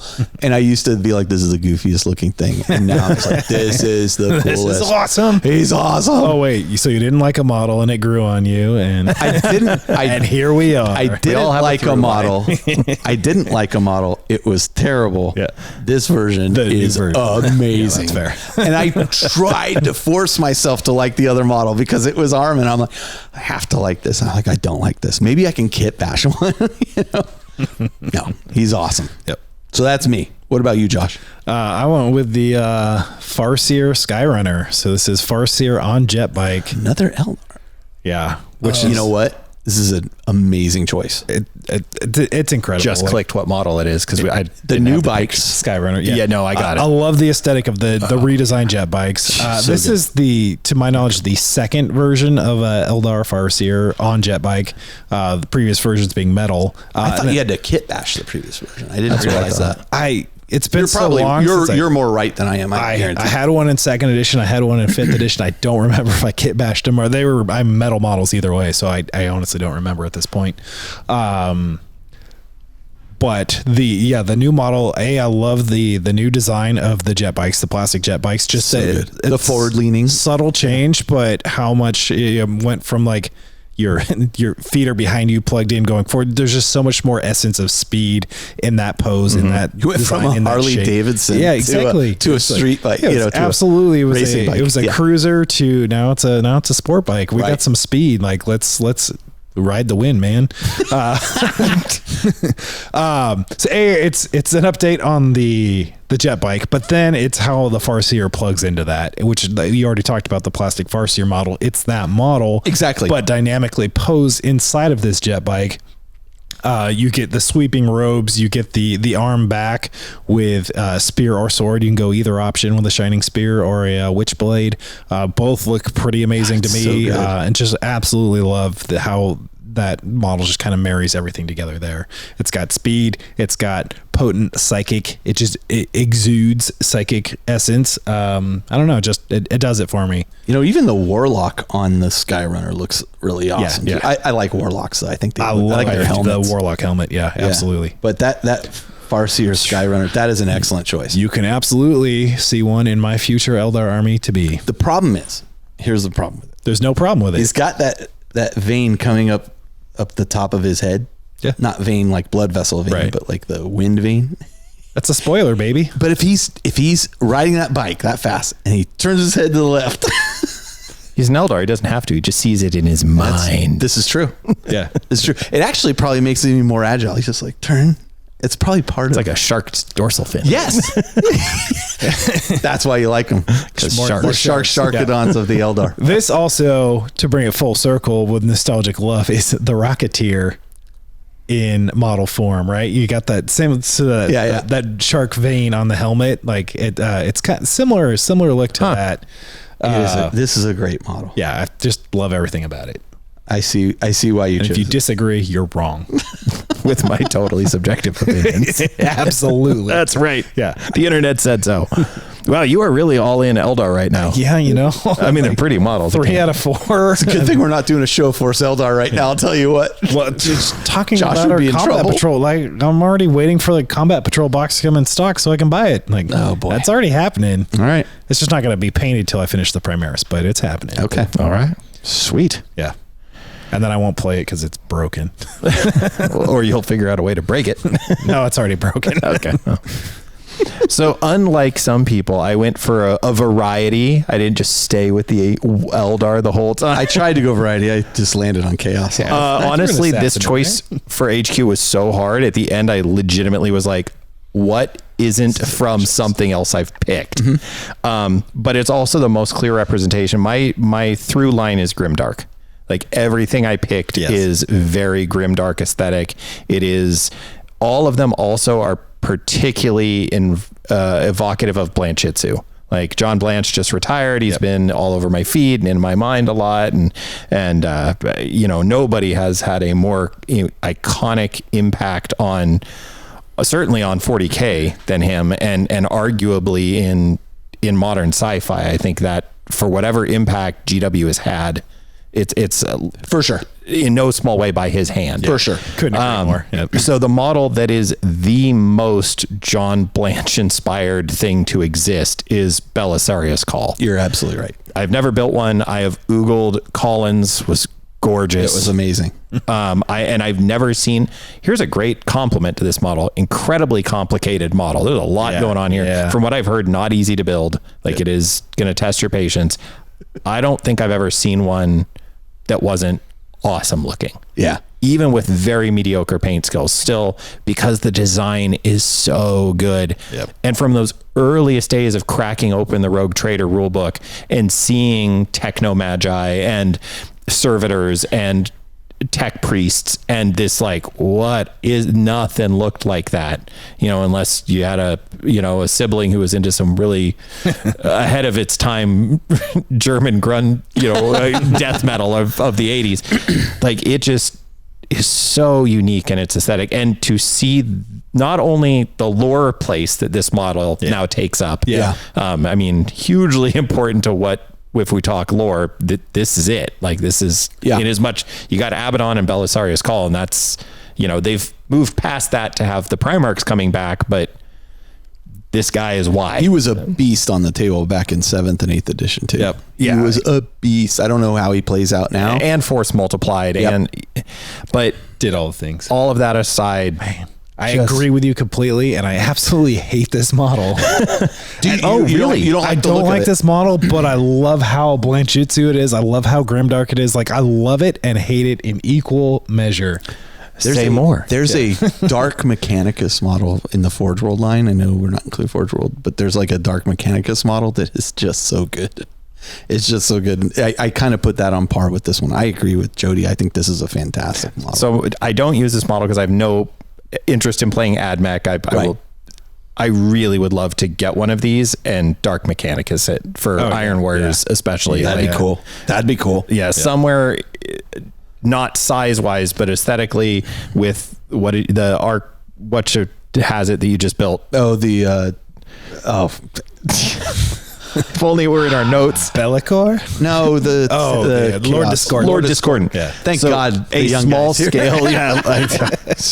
Scroll faster. But a small scale Lord Discordant It could pull built off of this somehow. Oh my gosh. So you want a funny story about this guy? So when we did the charity thing for the fires in Paradise, and by the way, for those people in Hawaii, I'm so sorry. Lahaina is for those people who haven't gone. My wife and I would go every year, sometimes multiple times a year, to Maui, and Lahaina is kind of the tourist town that you go to for dinners and all this, and everything's gone. Like, it's just gone.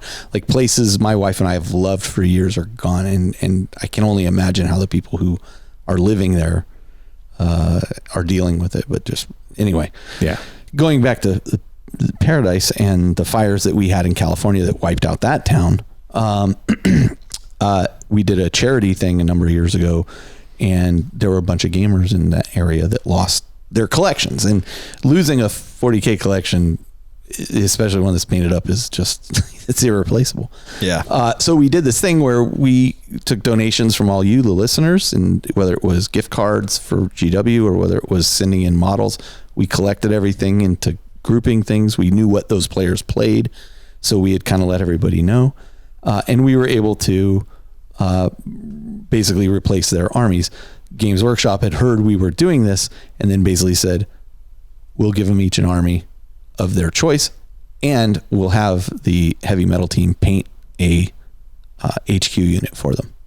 And so I happened to be out in Belfast for work at the time, and they had called me and said, hey, can you come over to Warhammer World tomorrow night? And I was like, I'm working, man. I can't just like pop over tomorrow night. I could be there Friday. And they said, okay, Friday. And so they had on their stream like all the guys painting these models, and they're like, oh, do you want to paint one for somebody? I was like, nobody wants them all. I'm gonna paint when you guys are painting these.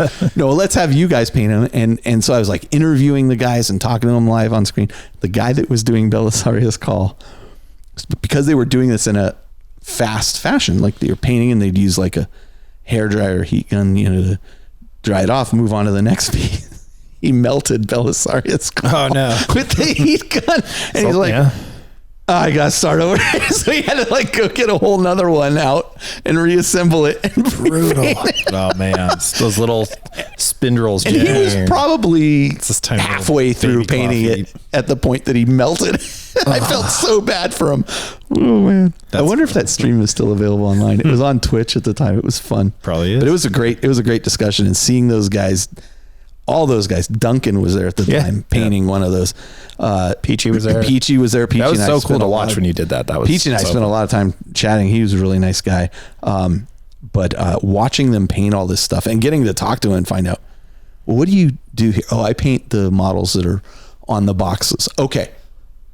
Do you paint those to special? Do you decide what, it was just a very interesting discussion, but I will never forget. Every time Belisarius Call comes up, I remember him melting Belisarius Call with the heat gun. Never forget that smell. And going, oh, I got to go get another one. Pro tip, don't do that. Yikes. Yeah. So I think it's a great model. And I can appreciate that why you don't like it.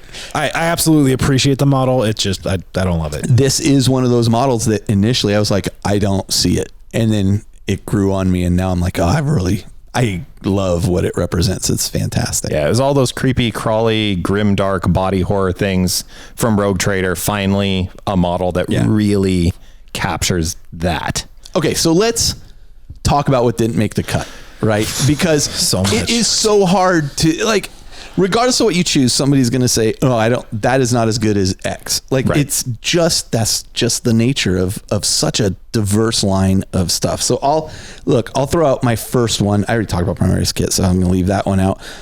The Trigon. Yep, great. Trigon was a freaking great model, and it was a Forge World model initially that converted to a plastic model, I think it's the first one of that trend. And my finger had hovered over that buy button at Forge World so many times, and then I didn't buy it. And the minute it came out in plastic, I bought it, painted it, and entered it into a painting contest. It was like 24 hours you had to paint and then turn into the GW store, and won some stuff off of painting that. Nice. So sweet. Yeah, some terrain. So. Yeah, the Moloch.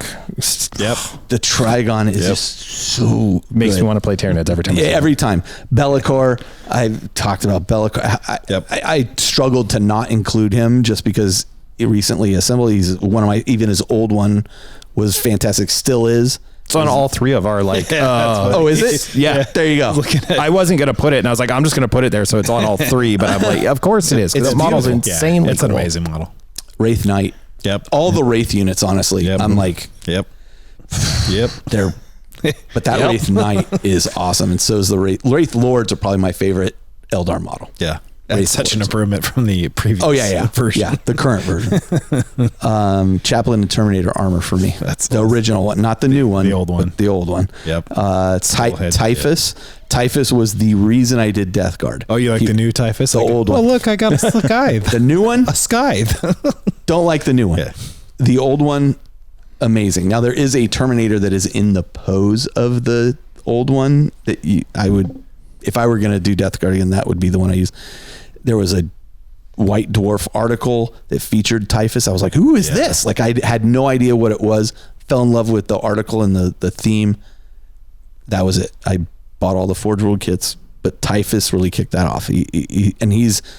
I think that's the only Chaos model I still have is Typhus. He's amazing. It's a rad model. Abaddon, I talked about him. The Lion. Yep. When I saw the reveal of the Lion at Adepticon, I was floored. And I don't even play Dark Angels. I was almost... he was a model that was like, maybe I should play Dark Angels. Like, that is so good. It's an amazing model. In looking, I was like, this might be the best GW model they've put out. I've since kind of cooled on some of that, but I was really like, my first impression of that, I was blown away. The Wave Serpent, I had that listed. I didn't, and the Plastic Farseer, I had that listed. I already talked about that. So that was me. Like, there's a ton of other ones that I love, but those were the ones I kind of pared down from. Yeah. What about you, Josh? Yeah, actually, a lot of overlap here. Wraith Knight, Bellicor, Silent King. Oh, that's a good one. Amazing model. Really cool aesthetic. It's a character and a vehicle in one. So there was a couple times I was like, oh, I want to put that there, but Eldar still win. Drazar, he is the Incubi Dark Eldar. This model doesn't do it for me. What? You could just leave. Hey, you Belisarius, crawl your way out of here. I don't know. I love the Incubi aesthetic. Like, honestly, I didn't put it on this list, but Incubi are 100% on my short list here. They are awesome. They are. The favorite unit, I would say Incubi are probably my favorite unit. What do the snake do? The slith? Sure. Is that what they're called for the Dark Eldar? They had like the like serpent. The menagerie of critters. Like beast God, I love those guys. That's a great looking model. Yep. But I'm with you on the Incubi. Grimnar, who's the Votan space wizard. I almost chose him. Great model. I was not super hot on, like, I think their Votan are cool, and I was like, oh, they're kind of cool, and then that guy came out with the beard and the dwarf looking sorcerer guy, and I was just like, so different that I was like, oh my God, that guy's amazing. I did look at that model as I was going through my things too. Araman, as you called out already, Emperor's Champion, Classic. current version and previous. Always super good. The pose is epic. Phobos Librarian, similar. I like the cloaked wizard dudes. Surprise. So yeah, I appreciate that. Arco-flagellants, which Jody called out already there. Striking Scorpions stand the test of time for me. Yep. I'm excited for new ones to come out, but the old ones still love them. Okay. Yep, love them. They're just a little bit small. And the old Terminator Chaplain. The metal one? So the metal one. Oh, Chaplain or Captain? Chaplain with a skull head. Yeah, it's amazing sculpt. Like, super. I don't like so there is more newer Chaplains. I think there is a Terminator one also. There is skull head. He just looks more cartoony though. They've given him almost too much flair. Yeah, it is. Tell me about your flair. He I have to have 13 softer, pieces right? on. Like 27 But that's pieces the minimum. of flair. Yeah. Yeah, there's a model that less is more of Chaplains in general. That Chaplain, the one you and I are talking about, though, this one is like hits that, like it threads that needle, perfectly. Bullseye. What about you? I was yeah. Okay. Yeah, I was like, I know you're not a Space Marine dude. That model is, I don't know. I'm going to move on because I don't want to get that much hate mail. Canonus Viridian. This was the original Sisters of Battle limited. They put it out as a model of the cover of the first Sisters Codex. I know exactly what you're talking about. Very, again, Blanchitsu. It's The high heel one. Yeah. It's just high heels. so that model is the painting, like, and much like the Chaos Marine or Chaos Marine and Terminator armor Khorne guy is like that. That's the painting. It's just the painting. It's a killer painting. Realized as a model. Yeah, for sure. Morven Vol Abbess Sanctorum of the Adeptus Sororitas. This is their HQ in one of the battle suits. Yeah, I have her. She's awesome. Holy cow. Yeah. Her pose and everything, like the sword out to the side is just so cool. That's not, I'm not updating my sisters, Carl. Stop it. Jeez. The Satan Shard of the Void Dragon. Show 4 Sisters of Battle? I think we did. We did. I was on. That's too bad. They've not. Well, if we did it now, I'm just saying it might expensive. push you over the edge. Yes, it would. This Shard of the Void Dragon, the model that looks like it's floating. Yeah, like it's hard to go wrong with that one. That's so cool. Mortarion. I can't believe none of us have I did not. And I'll tell you, keep going, and I'll tell you. I think Morty's great. Hate it. Vashtor the Arcfane. It looks. I don't hate that model. No, Vashtor is amazing. Yeah, like again, that techno-organic thing just works for me. It's creepy looking. That's what I used to cut up and make my Corrupted Reaver out of, which beautiful. It's a great model. Bellicor again. Here's a model that I didn't know existed until I started doing research. The Rogel Dorn Battle Tank. That's actually a very new edition. Holy cow, that thing's awesome. Yeah. That is what? I haven't seen one in person yet. So I haven't. I'm curious to see because it's large. Yeah. And awesome. Yeah. The new IG Adeptus Militarum. That's them. They look great. It's the same old sames. There's nothing remarkable about them, but yeah, that Rogel Dorn Battle Tank got me going. Here's way out. A lot of guns on it. It's a lot of guns. Yeah. And straight up looks like it's out of a movie. Like, here's one though that is like really. This is like the highest praise I can give. It is a Space Marine that looks cool and interesting and unique. For somebody that is critical of Space Marines, that is a high praise. Castellan Crow, that model is a good looking one. It's dynamic. It's captures that like Grey Knight vibe. Yeah. Really felt like a hero. Really thought that was neat. Sisters of Battle plastic kit we talked about. The Orc Death Dread. When I was packing my stuff up, I was remembering that the current Orc Death Dread kit is amazing. Yeah, it's a good one. Didn't think about this till the very end, and it's not on my list. This one's for you, Brian. The new Berserkers, Khorne Berserkers, they're super and good. Karn. And Jackals. I mean, too. every version of Love Karn. those Jackals. Yeah, they're neat. Muscle dudes with swords. Love them. Yeah, but the new Khorne Berserkers and every version of Karn that's ever been made. Yes. So what's interesting here is you've listed Mortarion. Yeah. I did not list Mortarion. I'm a big fan of Mortarion, like as a villain. I did not list Magnus. I didn't list. Magnus, miss. You think so? I don't like Magnus's model. Nor did I. Armor, no armor. Nipples. Armor. You have to have the nipple horns because if you're hanging out in a hot tub and the Space Wolves attack, you got to be ready to defend yourself. These were the arguments I was making on a forum once. Somebody was complaining, and I just kept throwing out like the dumbest arguments. And that was one of the arguments I made. Hey man, that's solid logic. That's right. My gold nipple plate. Nor did I do Angron, right? Like New Angron model works. And the new Angron model good too. is really good. Of the demon princes that have come out, and actually I'm not as big a fan of Angron as like a character. I think he's the best of the models.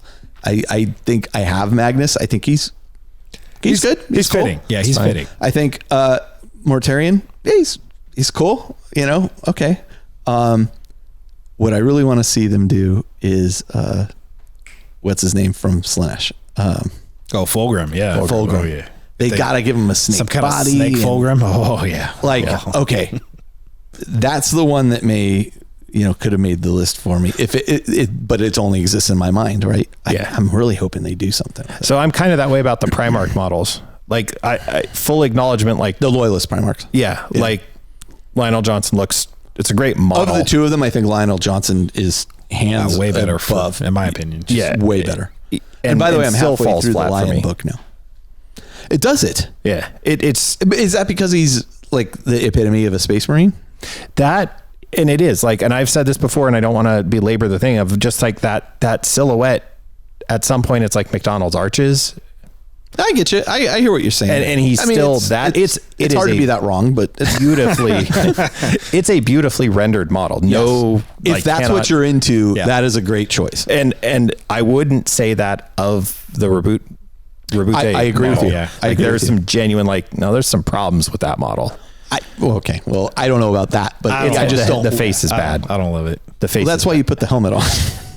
Look, it's a face only an emperor could love. That's true. That is the truth. Same of Mortarion, but Mortarion, like that detail level on Mortarion's face, and I'm also skewed by and we've all seen them though. There's some Mortarion paint jobs out there that are crazy good. Crazy. Oh yeah. And I when I think of that model, I can't help but think of the moth wings with eyeballs free-handed into them that look so textured and so that's skewing the Mortarion, but it's also it's a really cool model. It is a cool model. I just didn't. I think the others spoke to me more. Yeah, we all picked our four and none of these were it. There you go. As good as all of these models are. Maybe they fit in the next time we do, so we have different categories or something. Who knows? Well, we could do, what we could do, just to throw it out there, pick a faction and go by faction. Best Eldar model, best, I don't know. Yeah, maybe. I don't know. This was fun and brutal. Doing these notes was I thought it would be like an easy go-to, but when we first thought about this too, everything coming to mind were all old fantasy models that have just been stood the test of time. The Green Knight I talked about, that model from back when I was playing 5th edition fantasy, and childhood, that model still stands out to this day. The Brian Nelson Orc Shaman. Yeah. There you go. All right. Yes. No, none of us said a Harlequin. I almost used Harlequins for the banner of the show. I thought about it. Man. The new Harlequins are freaking awesome. All right. Listen. Listen. All right. Shadows, we're gonna models. We're gonna take a short break. We're gonna come back and we're gonna close out the show at this point. We'll be right back.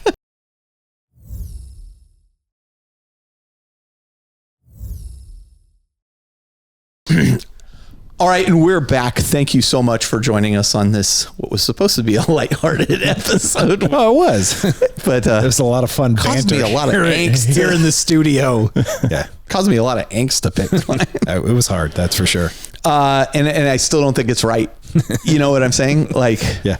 Oh yeah, if you asked me in a week, I'd be like, "What was I thinking?" It's quite as you made suggestions. Oh, the sisters I chose battle. Call. You'll be like, I love Call. Yeah. I didn't initially like it, but it really grew on me. Oh my gosh. All right. Well, listen, on that note, whatever you're listening to us on, please leave us a review. We very much appreciate that. We have a great Facebook community, which is still going strong. And again, I'll add, we will start a thread as this releases please just post in that thread your favorite models rather than start new threads so we can keep it a little bit under control. But we do want to see and hear what your thoughts are on how wrong absolutely. we are. And I should mention, you please look for links to our Patreon, which will be on the Facebook page, on the Facebook group, in the show notes here. We really could use your support. Josh and I are trying new things, obviously with the video. There's some pieces of equipment we'd love to do. We're also both out of work and really focusing on this at the moment as something to help stem the. Hey, listen, we're loving it. Yeah. When you send me pictures, I will love it with you. I hung out by the pool the other day. It was great. Well, yeah, I was in meetings when you guys were like, look, Adeptus Titanicus. Oh, that's right. So, no, but in all seriousness, there's going to be a lot of great content on there, including, our live play of Dark Heresy, which we're going to be involved in. And you're going to hear John French, who's one of the authors who wrote that it's series of adventures that we're going through. What his original thoughts and Alan Bly's original thoughts were on how that should work out, and then we'll see how it actually works really out. Excited to hear that comparison. Yeah, me too. So stupid Americans. John would never say that. John would never. He'd think it, but he wouldn't say it. I love John. He's the greatest. All right. Well, listen. Anything you guys want to add? The one thing I'll call out, speaking of videos, is episodes like this that we're referencing a ton of models and things like that. Like, definitely, if you got the chance, check out the YouTube video, because every model we talk about is going to be up on the screen here. Yeah, like, we're just you're going to have that visual reference to go with the audio commentary. Check it out. Give it a subscribe if you like it. And again, last weekend we sat down and we talked over a long period of time about what do we want to do, and we're going to start doing some more short form content for the YouTube channel that won't be available in the audio. Yeah, and it's worth checking out. Right, there'll be a lot more coming that way that is not episodes specific. So. Yeah, the key is we don't want to do things other people are already doing. Right, like we're just the objective of the show has been and will always be, how do we make you feel like a part of our gaming group? We have a great group of people involved in the hobby that approach it from all different angles. Some don't like Space Marines, and they're wrong. And others, listen, I don't like Space Marines. I'm not playing, but I can appreciate them artistically. The Blood Angels are artistic. Anyway, I'm going off topic. Wow, really bad legs here. Like Belisarius' call. The point is, the whole point of our video channel will also be to make you feel like a part of our group. That's really our objective. So we're open to ideas too. If you have any feedback, please let us know. You can write us at carl@theindependentcharacters.com. There's no A in independent. You'd be so surprised. No, I wouldn't. Or josh@theindependentcharacters.com. But there's an A in that independent. Get out. All right, Josh is not getting any email. I'm sorry it's such a long. Can it be Jody at the Independent, but it goes to Josh? You know what? I can make that happen. That is full circle. Anyway, Josh Hey, or you haven't Carl. called me Jody in a long time. He worked on it, man. Yeah, he did. Yeah. Do you feel sad? No. You guys don't call me maybe CJ. a little bit. Are we done yet? All right, we're done. So listen, this is Carl. This is Josh. This is Jody. And we're coming to you from the Astronomicon, where plastic glue or super glue, you're never wrong.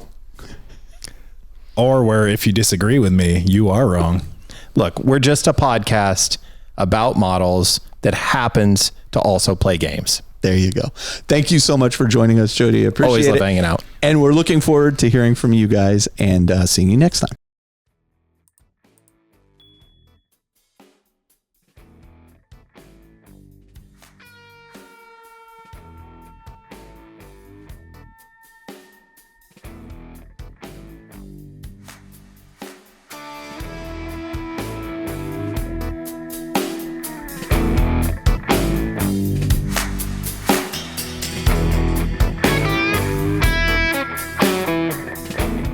This episode of The Independent Characters is protected by the Creative Commons license. If you have further questions as to its use, you can find information on the front page at theindependentcharacters.com.